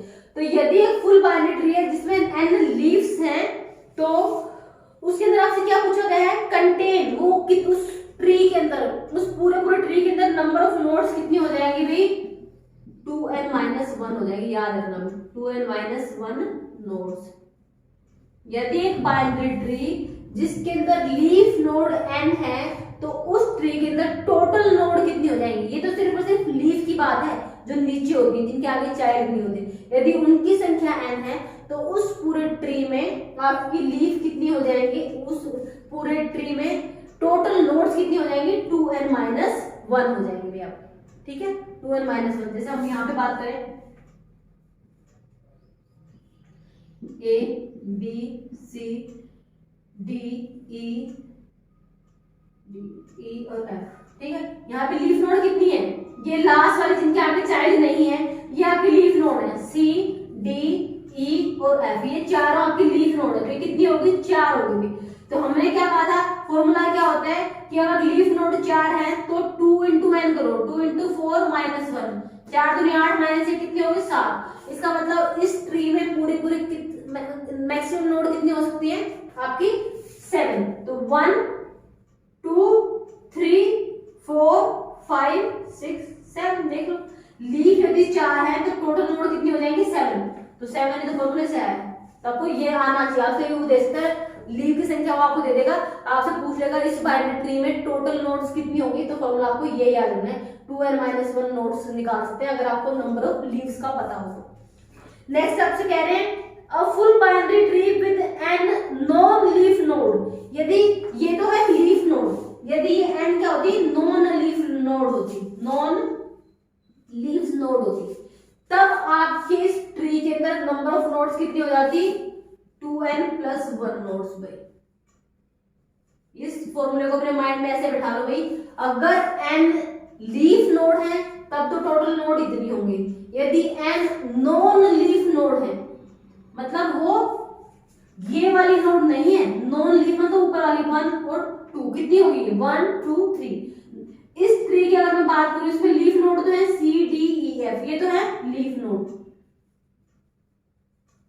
अगर नॉन लीफ की बात करूं, नॉन लीव्स मतलब जो आपकी एंड में नहीं है, मतलब जिनकी भी आपकी फर्दर चाइल्ड है वो आपकी नॉन लीफ कहलाती है। तो यहाँ पे वो कितनी है, 1 2 3 नॉन लीफ नोड इसमें कितनी है, 3। कौन कौन सी, ए बी और सी। फॉर्मूले से अगर हम निकालें 3 2 6 प्लस 1 तब भी कितना आंसर आया, 7।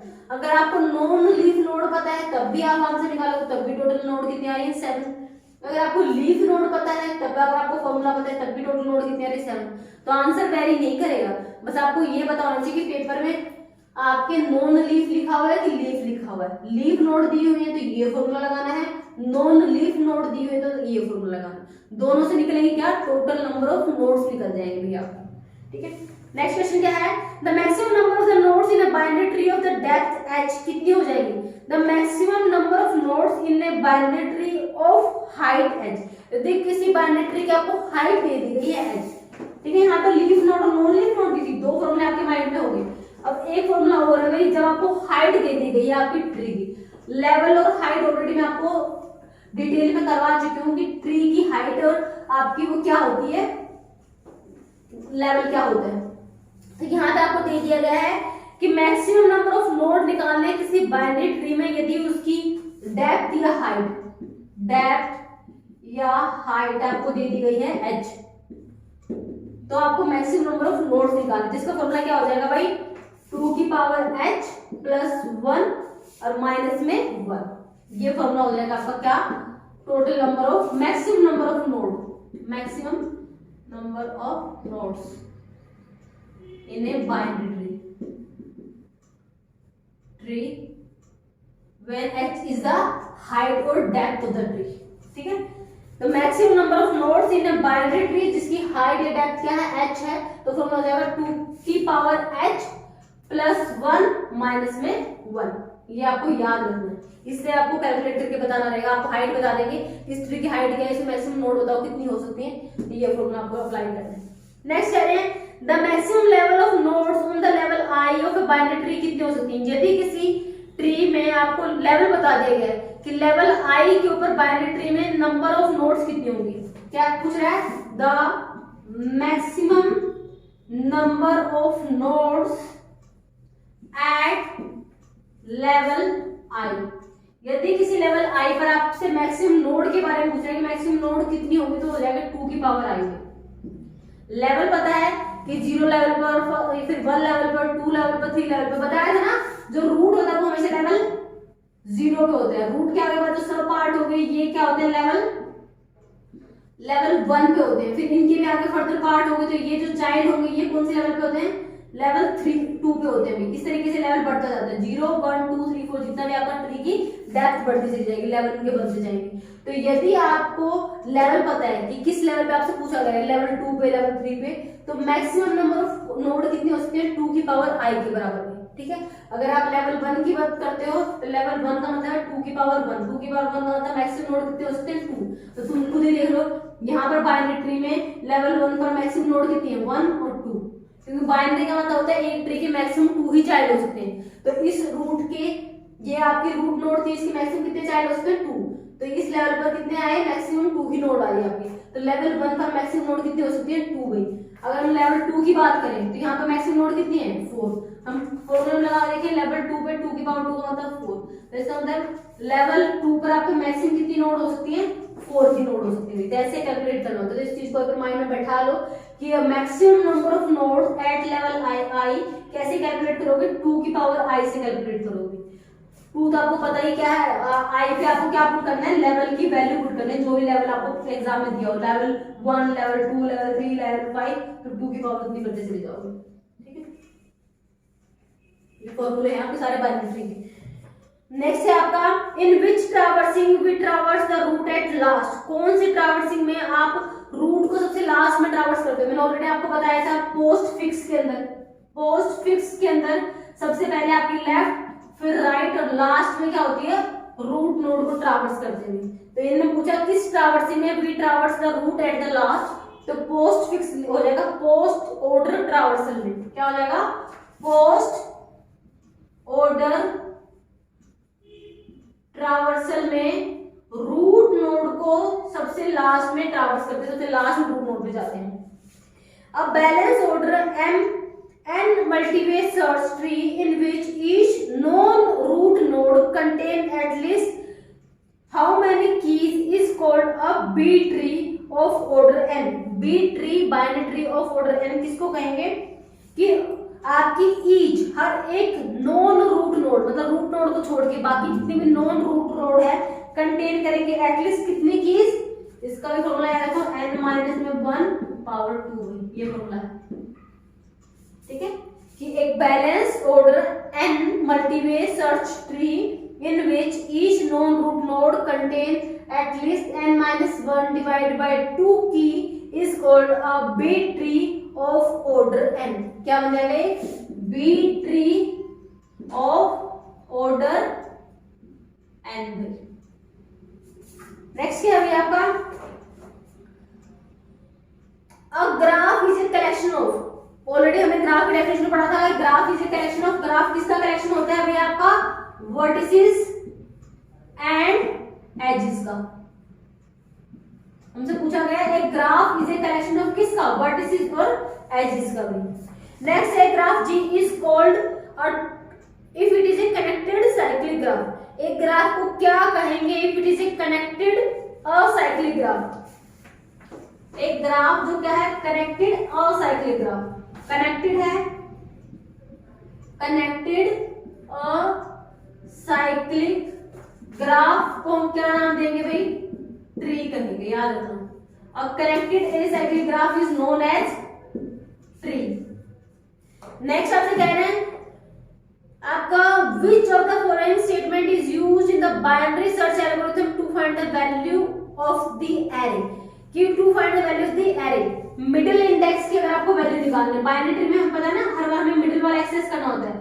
तो मिडिल इंडेक्स की अगर हमें वैल्यू निकालनी है तो हम क्या करेंगे कि जो आपका फर्स्ट इंडेक्स है स्टार्ट और जो स्टॉप है divide by 2. Start index plus में स्टॉप वाला जहां पे एंड हो रहा है एंड इंडेक्स डिवाइड बाय 2 से किसकी वैल्यू निकल जाती है मिडिल वाले की इंडेक्स वैल्यू निकल जाती है. Middle index is equal to start plus stop divide by 2. ये फॉर्मूला होता है सिंपल सा. नेक्स्ट है a vertex of a graph is called odd or even depending on whether. यदि कोई भी वर्टेक्स है वो ओड है या इवन है वो किस पे डिपेंड करेगा. सीधी सी बात है किसी भी वर्टेक्स से जो आपकी एजेस निकल रही है वो संख्या में ओड है या इवन उसके हिसाब से वर्टेक्स को ओड या इवन कहेंगे. यहाँ पर जैसे ये था ठीक है इससे आपके 2 निकल रहे हैं यहाँ पर ये ऐसे 3 निकल रहे हैं. तो यहाँ पर इस वर्टेक्स के जो आपकी एजेस निकल रही है कितनी है 2. ये क्या हो जाएगा इवन वर्टेक्स हो जाएगा. ए बी और सी का नाम दे. तो यहाँ पे जो वर्टेक्स सी है वो क्या हो जाएगा इवन हो जाएगा. इस वर्टेक्स से 1 2 3 निकल रहे हैं तो बी वर्टेक्स क्या हो जाएगा बी वर्टेक्स आपका हो जाएगा ओड हो जाएगा भाई. ठीक है बी वर्टेक्स से जो नंबर ऑफ एजेस निकल रही है 3 है तो वो तो आपका क्या हो जाएगा ओड. यहाँ पर आपकी 2 निकल रही है इवन नंबर में निकल रहे हैं तो वो हो जाएगा आपका इवन. तो आपसे पूछा गया था किसी वर्टेक्स को ग्राफ में ओड या इवन कब कहेंगे जब उसकी डिग्री के अकॉर्डिंग कि उस वर्टेक्स से जो डिग्री है वो इवन है या ओड है. मतलब उससे जो नंबर ऑफ एजेस निकल रही है वो इवन है या फिर ओड है उसके अकॉर्डिंग हम वर्टेक्स को भी इवन या ओड कहेंगे. उसके बाद आपसे कहा गया है भाई the number of the region of a connected planar graph with n vertices and e edges क्या हो जाएगा. नंबर ऑफ रीजन कैसे कैलकुलेट करोगे. यदि एक कनेक्टेड प्लेनर ग्राफ के अंदर आपको ये पता है कि वर्टेक्स तो कितने हैं वर्टेक्सेस तो n है और एजेस आपके किससे डिनोट कर रहे हैं e से डिनोट कर रहे हैं. तो नंबर ऑफ रीजन अगर आपको निकालने हैं तो कैसे निकलेंगे भाई e माइनस n प्लस 2. ये फॉर्मूला याद करो. अगर आप नंबर ऑफ रीजन निकालने हैं एरिया कौन कौन से कवर है कितने एरिया कवर हो रहे हैं तो यदि आपका n तो वर्टेक्स है n किसको डिनोट कर रहा है वर्टिसेस को e डिनोट कर रहा है एजेस को तो उसका फॉर्मूला क्या हो जाएगा नंबर ऑफ रीजन निकालने का e माइनस n प्लस 2 भाई e minus n plus 2. Next है planar graph with minimum number of vertices है. कोई भी planar graph with minimum number of vertices उसमें कितनी एजेस और कितने वर्टेक्स होंगे भाई 10 एजेस 5 वर्टेक्स. क्या होंगे 10 एजेस होंगे और 5 वर्टेक्स होंगे. प्लेनर ग्राफ में बात करें नंबर ऑफ क्या कह रहे हैं in a planar graph with minimum number of the vertices have 10 edges and 5 vertices. ठीक है, ये क्या था, minimum number of the vertices a planar graph है। प्लेनर ग्राफ के अंदर में तो ये आपको याद करना है, प्लेनर ग्राफ में with minimum number of the vertices क्या हो जाएगा, 10 एजेस एंड 5 वर्टिसेस हो जाएगा। नेक्स्ट आपसे कह रहे हैं for some positive integer k if the degree of the vertex is k, यदि जो डिग्री ऑफ द वर्टेक्स कि v वर्टेक्स की यदि डिग्री k है, मतलब उससे नंबर ऑफ द एजेस कितनी निकल रही है, k निकल रही है। For every vertex v of the graph g, then g is called, उसको क्या कहेंगे, k रेगुलर ग्राफ की हर एक वर्टेक्स से यदि k आपकी क्या निकल रही है, for any positive integer k if the degree of the vertex dv is equal to k for every vertex v of the graph, then g is called the k regular graph। कि हर एक vertex से यदि जो number of edges निकल रही है वो k है, तो उसको क्या कहेंगे, k रेगुलर ग्राफ कहेंगे। कि हर एक से जो निकल रहा है वो सेम है नंबर ऑफ एजेस, हर वर्टेक्स से जो नंबर ऑफ एजेस निकल रहे हैं यदि वो सेम है और k नंबर में, k कोई भी पॉजिटिव इंटीजर हो सकता है, तो उसका नाम आप क्या दे दोगे, k रेगुलर ग्राफ दे दोगे। हर एक से 4 निकल रहा है तो 4 रेगुलर ग्राफ दे दोगे, हर एक से 3 एजेस निकल रहे हैं तो 3 रेगुलर ग्राफ दे दोगे, हर एक से 2 एजेस निकल रहे हैं तो 2 रेगुलर ग्राफ दे दोगे। तो k का मतलब कंफ्यूज नहीं होना, k का मतलब कोई भी पॉजिटिव नंबर, लेकिन हर एक वर्टेक्स से सेम नंबर में निकलेगा, तो वो सेम नंबर आपने k से रिप्रेजेंट कर दिया, तो उस ग्राफ को क्या कहोगे, k रेगुलर ग्राफ हो गया। नेक्स्ट क्या है, the total number of the edges in a complete graph. Total number of the edges अगर आपको निकालनी है कंप्लीट ग्राफ में एंड वर्टिसेस को ऑलरेडी मैं आपको करवा चुकी हूं, उसका फॉर्मूला क्या था, n into n minus 1 divide by 2 है। किसी भी कंप्लीट ग्राफ के अंदर आपको क्या निकालना है, total number of the edges. ये क्या निकालना फॉर्मूला है, टोटल नंबर ऑफ एजेस निकालने का फॉर्मूला है भाई आपका, n into n minus 1 divide by 2 हो जाएगा आपका। उसके बाद कह रहे हैं characteristics of the data that binary search uses but the linear search ignores. किस चीज को बाइनरी सर्च को कंसीडर करती है लेकिन लीनियर सर्च नहीं करती हुई।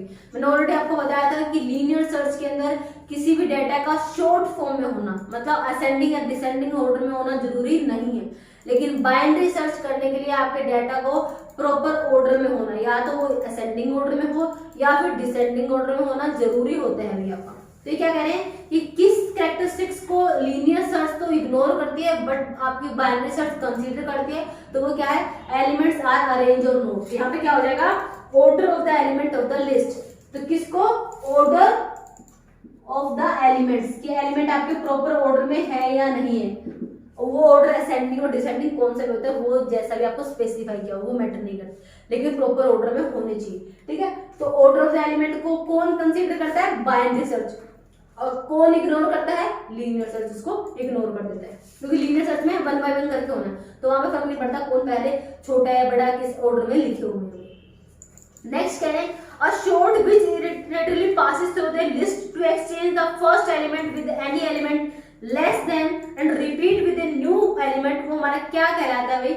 ऑलरेडी इन चीजों पे ये आपके सारे जो भी शॉर्टिंग है ना उनकी डेफिनेशन दे दी गई है, तो ऑलरेडी मैंने आपको शॉर्टिंग है जो लीनियर सर्च की 2 और आपकी शॉर्टिंग की 4 है वो मैं ऑलरेडी आपको करवा चुकी हूँ, insertion short, selection short, binary short, quick short वगैरह। तो इनकी सारी की डेफिनेशन चीज देख लेना, ये डेफिनेशन दी हुई है किसकी, इंसर्शन शॉर्ट की भाई। ठीक है, नेक्स्ट क्या कह रहे हैं, the way a card game player arrange his card as he pick up 1 by 1 is an example of कौन सी शॉर्टिंग का एग्जांपल है। तो याद रखना कि जो कार्ड का गेम खेलते हैं और क्या कर रहा है, अरेंज कर रहा है उसके कार्ड को, पिक देम अप 1 by 1, वो कौन सी शॉर्टिंग कहलाएगी, वो भी हमारा इंसर्शन शॉर्ट कहलाएगा। ठीक है, कार्ड का गेम खेलते हुए एक पर्सन कार्ड्स को अरेंज कर रहा है 1 by 1 करके, तो वो हमारा कौन सा शॉर्ट कहलाएगा, इंसर्शन शॉर्ट कहलाएगा। शॉर्ट का मतलब अरेंजमेंट होता है। उसके बाद क्या है भाई, विच of the following algorithm design technique is used in the quick sort algorithm. Quick sort algorithm में हम किस टेक्निक का यूज करते हैं, ऑलरेडी बताया था, क्विक शॉर्ट के अंदर डिवाइड एंड कॉन्कर मेथड का यूज करते हैं। ठीक है, किसका यूज करते हैं भाई, आपका divide and conquer, divide and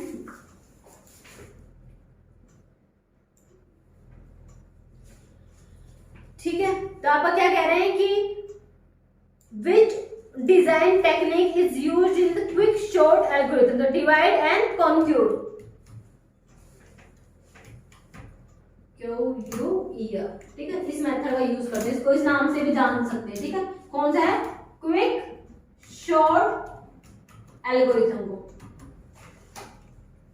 ठीक है। डिवाइड करो और फिर उसको डिवाइड करके मेथड कहलाता है क्विक सॉर्ट एल्गोरिथम। इस डिजाइन टेक्निक को यूज करते हैं। उसके बाद कह रहे हैं which of the following algorithm can be used to sort an integer in the range of 1 minus में n का square and time complexity O(n).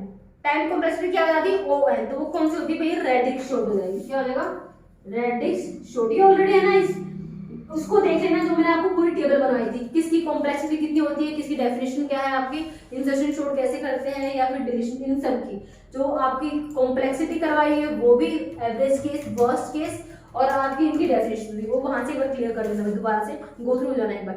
उसके बाद कह रहे हैं which is the process of finding element within the list of element in and sorted in the order or randomly। सीधी सी बात है, अगर किसी एलिमेंट को सर्च करना क्या कहा जाता है, सर्चिंग की प्रोसेस।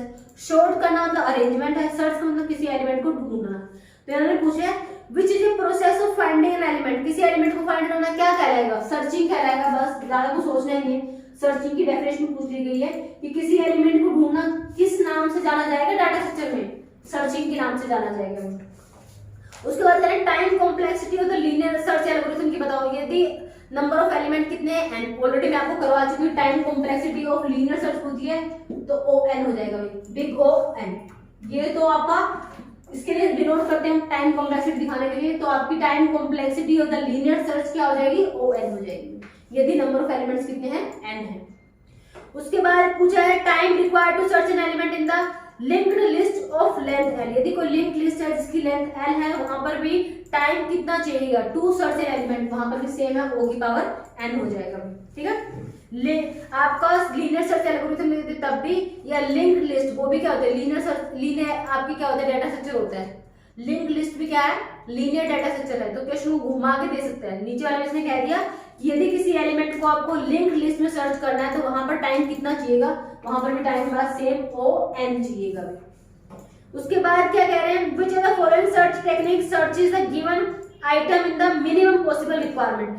किस सर्चिंग टेक्निक के अंदर जो नंबर ऑफ एलिमेंट्स है कम से कम मिनिमम पॉसिबल रिक्वायरमेंट में आपके फाइंड आउट हो जाते हैं। तो बाइनरी सर्च में, क्यों बाइनरी सर्च में हर बार क्या होता है, लिस्ट आपकी हाफ हो जाती है।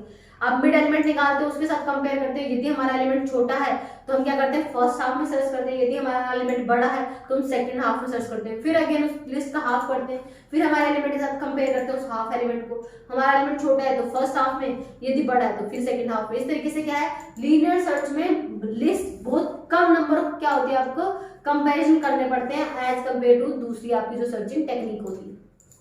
तो कह रहे हैं which technique searches the given item in the minimum possible requirement, वो हमारा हो जाएगा आपका बाइनरी सर्च में। उसके बाद कह रहे हैं the average number of the की comparison done in the successful sequential search in a list of the length L।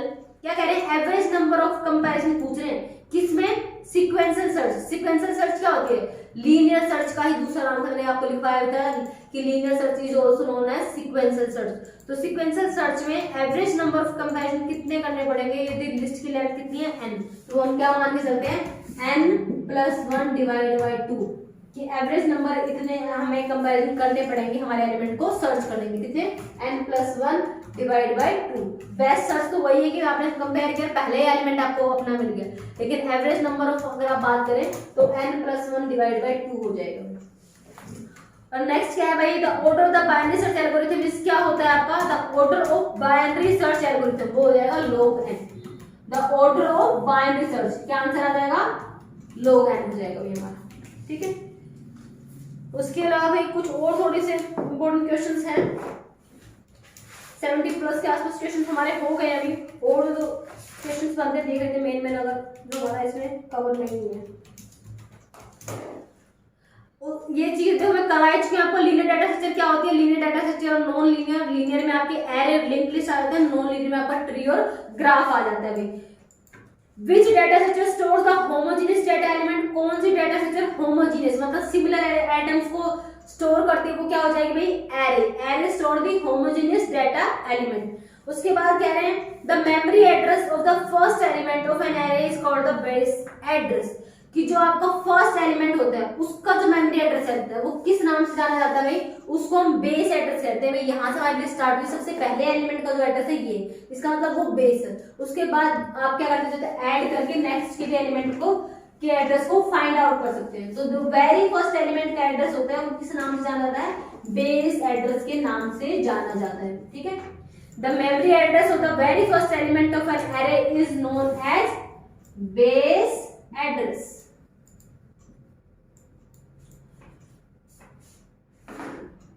Which of the following data structure are index structure? Index मैंने बताया था इंडेक्स वैल्यू होती है। Index structure कौन सी होती है आपकी? Which of the following data structure is the index structure? वो क्या हो जाएगी हमारी एरे में, linear array. Linear arrays are indexed structure कहला रहे हैं। इंडेक्स का मतलब आप लोगों के साथ जैसे इंडेक्स हमने कहां स्टार्ट किया, जीरो से। A0 A1 A2 A3 क्या है आपके एरेज की वैल्यू हो जाएंगी कि जीरो से स्टार्ट होकर जितने भी नंबर ऑफ वेरिएबल्स हैं आपके वो उनके अंदर प्लेस किए जाएंगे। तो लीनियर एरे हमारी इंडेक्स्ड स्ट्रक्चर कहलाती है भाई। उसके अलावा क्या है, which data structure store the non homogeneous या हेट्रोजीनियस डाटा एलिमेंट। कौन सी डाटा स्ट्रक्चर हेट्रोजीनियस मतलब अलग अलग तरह के एलिमेंट या नॉन होमोजेनियस भी कह सकते हैं, वो डाटा स्ट्रक्चर कौन सी कहलाएगी आपकी रिकॉर्ड वेरिएबल और पॉइंटर कहलाएंगे हमारे क्या, नॉन होमोजेनियस या हेट्रोजेनियस डाटा एलिमेंट में। Situation when a link list is start is equal to null, वो सिचुएशन कब क्या कहलाएगी जिसमें स्टार्ट की वैल्यू यदि नल दे दी गई है कि start is equal to null, मतलब पहला एलिमेंट क्या है, नल है, कोई भी वैल्यू नहीं है, इसका मतलब लिस्ट क्या है, एम्प्टी है। तो वो हमारी कौन सी कंडीशन कहलाएगी, अंडर फ्लो कहलाएगी। क्या कहलाएगी, अंडर फ्लो कहलाएगी। जब हमारे स्टार्ट की वैल्यू नल है इसका मतलब वो लिस्ट ऑलरेडी एम्प्टी है, तो वहां पे कंडीशन कौन सी अराइज हो जाएगी, अंडर फ्लो की कंडीशन अराइज हो जाएगी। Which is not a linear data structure या नॉन लीनियर डाटा स्ट्रक्चर बताओ, that is tree and graph में। उसके बाद लीनियर डाटा स्ट्रक्चर में कौन आ जाएंगे, stack, Q, array, link list, चारों आपके इसमें आ जाएंगे, लीनियर में आ जाएंगे भाई आपके। उसके बाद कह रहे हैं एन एरे ऑफ कैरेक्टर किस नाम से जाना जाता है, कैरेक्टर्स का एरे, मतलब एक तो सिंगल सिंगल कैरेक्टर जैसे ए है, बी है, बी सी डी, ये तो क्या कहलाते हैं, कैरेक्टर कहलाते हैं। ठीक है, उसके बाद एरे ऑफ कैरेक्टर किस नाम से जाना जाएगा, एरे ऑफ कैरेक्टर्स। जैसे आपको नाम लिखना है तो नाम के अंदर कितने कैरेक्टर आ गए, मेरा नाम है जैसे ऋतु लिखना है मुझे, तो मेरे नाम के अंदर कितने कैरेक्टर आ गए, 4 कैरेक्टर आ गए। तो एरे ऑफ कैरेक्टर्स से क्या बनता है, उसको नाम देते हैं स्ट्रिंग भाई। जब आपको किसी का नाम लिखना है, कोई भी एड्रेस लिखना है, कुछ भी लिखना है, तो हमारा क्या कहलाएगा, स्ट्रिंग कहलाएगा। तो array of character is known as string भाई। ठीक है, उसके बाद क्या है आपका, एरे के अंदर वैल्यू कैसे पास की जाती है, call by value, call by reference से की जाती है। पुश और पॉप फंक्शंस या ऑपरेशंस किससे रिलेटेड है भाई, हमारे स्टैक से रिलेटेड है। पुश किसी डाटा को इंसर्ट करना, पॉप स्टैक में से किसी एलिमेंट को रिमूव करना, ये दोनों ऑपरेशंस किससे रिलेटेड है, स्टैक से रिलेटेड है। ट्री क्या कहलाती है, tree is a hierarchical data structure कहलाती है। आपसे पूछे जाए ना which is a hierarchical data structure, और 4 ऑप्शन दे दी जाए, which of the following is a hierarchical data structure. Hierarchical data structure कौन सी कहलाएगी भाई, ट्री। क्यों, पहले ऊपर पेरेंट नोड, फिर उनके चाइल्ड नोड, फिर उसके आगे ऊपर चाइल्ड नोड, फिर उनकी ट्री, लीफ नोड। तो ट्री क्या होती है, हायरार्किकल ऑर्डर में होती है। ठीक है, पेरेंट्स, फिर उनके सब, फिर उनके चिल्ड्रन, फिर उनके आगे नीचे चिल्ड्रन, फिर इस तरीके से एक हायरार्की बन जाती है हमारी। Heap data structure is usually used to implement. Heap data structure का यूज किसके लिए करते हैं, प्रायोरिटी क्यू के लिए। हीप डाटा स्ट्रक्चर नॉर्मली किसमें यूज किया जाता है, प्रायोरिटी क्यू के अंदर। प्रायोरिटी क्यू के अंदर भाई यूज करते हैं हीप डाटा स्ट्रक्चर का हमारा। ठीक है, hash is useful data structure for implementing. Hash का यूज किसके लिए करते हैं, हैश भी क्या है, डाटा स्ट्रक्चर है भाई आपकी। हैश फंक्शन, हैश टेबल पढ़ा होगा आपने, नहीं पढ़ा तो एक बार गो थ्रू जाना भी। हैश फंक्शन, हैश टेबल होती है आपकी। तो क्या पूछ रहे हैं, हैश डाटा स्ट्रक्चर किसके लिए यूज करते हैं भाई, डिक्शनरी के लिए। ठीक है, to implement dictionary. Hash is useful data structure for implementing dictionary. Heap is data structure to implement priority queue भाई। उसके बाद करें ग्राफ क्या होता है, जैसे ट्री तो क्या था हायरार्किकल डाटा स्ट्रक्चर, ऐसे ग्राफ क्या होता है, नेटवर्क डाटा स्ट्रक्चर। ट्री को तो नाम दे दिया हायरार्किकल और ग्राफ को नाम दे दोगे नेटवर्क्ड डाटा स्ट्रक्चर। पूछ लिया जाता है नेटवर्क डाटा स्ट्रक्चर के नाम से कौन जाना जाएगा, ग्राफ। हायरार्किकल डाटा स्ट्रक्चर के नाम से कौन जाना जाएगा भाई, ट्री। ये नाम है, इनके दूसरे नाम कह सकते हो। ट्री का नाम है हायरार्किकल डाटा स्ट्रक्चर, ग्राफ का नाम है नेटवर्क्ड डाटा स्ट्रक्चर भी हमारा, ठीक है। And edge can be seen, edge को कैसे समझ सकते हैं हम, एज क्या कह सकते हैं, एक पाथ कह सकते हैं और कम्युनिकेशन लिंक कह सकते हैं। Edge is known as, edge का मतलब क्या है, वो रास्ता, एक वर्टेक्स से दूसरे वर्टेक्स जाने तक का जो पाथ है, जो रास्ता है, तो एज को हम पाथ भी कह सकते हैं या फिर कम्युनिकेशन का लिंक भी कह सकते हैं। क्या कह सकते हैं, कम्युनिकेशन लिंक भी कह सकते हैं हमारा, ठीक है। लिंक लिस्ट में मेमोरी कब एलोकेट होती है, link list is allocated memory at run time पे होती है। जो साइज ऑफ द एरे क्या होता है, मस्ट बी नोन, पता होना चाहिए हमें कि एरे का साइज में क्या हम कहते हैं, कंपाइल टाइम पे ऑलरेडी हमें क्या होना चाहिए, पता होना चाहिए। रन टाइम पे हम उसमें चेंजेस नहीं कर सकते। ऑलरेडी मैंने आपको ये चीज पढ़ा चुकी हूँ, मैं आपको ध्यान होना चाहिए। मैं उस टाइम पे बताया था कि हमारे एरे की क्या ड्रॉबैक होती थी, हमें पहले से साइज स्पेसिफाई करना पड़ता है। तो कंपाइल टाइम पे एरे का साइज पता होना चाहिए, क्योंकि रन टाइम पे हम उसको क्या चेंजेस नहीं कर सकते। लेकिन लिंक लिस्ट में हम क्या कर सकते हैं, रन टाइम पर उसकी मेमोरी में और उसमें चेंजेस कर सकते हैं। तो link list is allocated memory at, तो लिंक लिस्ट में जितनी मेमोरी चाहिए, जो भी स्पेस उसका, वो हम रन टाइम पे स्पेसिफाई कर सकते हैं, एरे में नहीं कर सकते। उसके बाद आपका क्या था भाई, pre order is nothing but, कि प्री ऑर्डर कुछ नहीं है बट दूसरा नाम है किसका, डेप्थ फर्स्ट सर्च का। प्री ऑर्डर क्या कह रहे हैं, प्री ऑर्डर नथिंग बट क्या है कि प्री ऑर्डर आप सिंपली कह सकते हो, प्री ऑर्डर हम, pre order is nothing but depth first search, depth first search है भैया हमारी, इसी का दूसरा नाम है प्री ऑर्डर। प्री ऑर्डर का दूसरा नाम है डेप्थ फर्स्ट सर्च। उसके बाद कह रहे हैं आपका you are asked to sort 15 numbers, यदि आपको 15 नंबर्स को रैंडमली दिया गया है, यू शुड प्रीफर, आप कौन सी सॉर्टिंग का मेथड यूज करोगे। If you are asked to sort 15 numbers randomly, you should prefer which sorting method, तो यहाँ पे क्या हो जाएगा, बबल सॉर्ट हो जाएगा, ठीक है। उसके बाद है आपका एक्सटर्नल सॉर्टिंग के लिए किसकी जरूरत पड़ती है, ऑक्सिलरी स्टोरेज की जरूरत पड़ती है, आपको एक्स्ट्रा स्टोरेज स्पेस की जरूरत पड़ती है। External sorting needs auxiliary storage भी हमारी।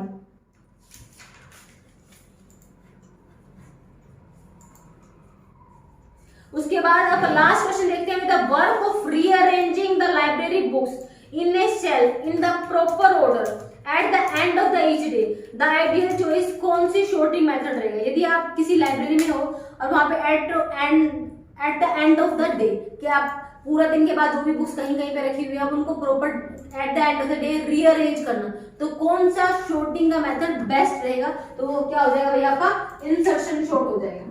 क्या हो जाएगा, इंसर्ट करना, चूज उठाना, इंसर्ट करना प्रॉपर प्लेस पे, इंसर्शन सॉर्ट। तो लाइब्रेरी के अंदर बुक्स को सॉर्ट करना at the end of the each day, that is उसके लिए बेस्ट टेक्निक कौन सी हो जाएगी, इंसर्शन सॉर्ट हमारा, ठीक है। तो वैसे तो नो एक और है the depth of the complete binary tree with end nodes, अगर आपको किसी बाइनरी ट्री की डेप्थ निकालनी है, किसके साथ, आपकी विद एंड नोड के साथ, तो वो क्या है, log n plus 1 minus 1, ये भी एक फॉर्मूला है भैया आपको, मैंने इससे पहले भी फॉर्मूला लिखवाया है, वो सारे नोट डाउन कर लेना है। ये फॉर्मूला है, यदि आपको डेप्थ पता है किसी कंप्लीट बाइनरी ट्री की जिसमें नंबर ऑफ नोड्स n है, तब कैसे कैलकुलेट करेंगे, log n plus 1 minus 1, n plus 1 का पहले log निकालेंगे देन माइनस 1 कर देंगे, तो इससे डेप्थ क्या आ जाएगी, डेप्थ आ जाएगी किसी भी कंप्लीट बाइनरी ट्री की। नोड्स पता है, डेप्थ नहीं पता, डेप्थ निकालेगा फॉर्मूला ये, ठीक है। जहां पे आपको डेप्थ पता थी, हाइट पता थी, वहां पे आप नंबर ऑफ नोड निकाल रहे थे, यहाँ पे आपको नंबर ऑफ नोड पता है, आपको हाइट निकालने के लिए कहा गया है, तो क्या हो फॉर्मूला आपका ये log n plus 1 minus 1 से क्या निकलेगी, आपकी height of the binary tree निकलेगी, कंप्लीट बाइनरी ट्री निकलेगी, ठीक है।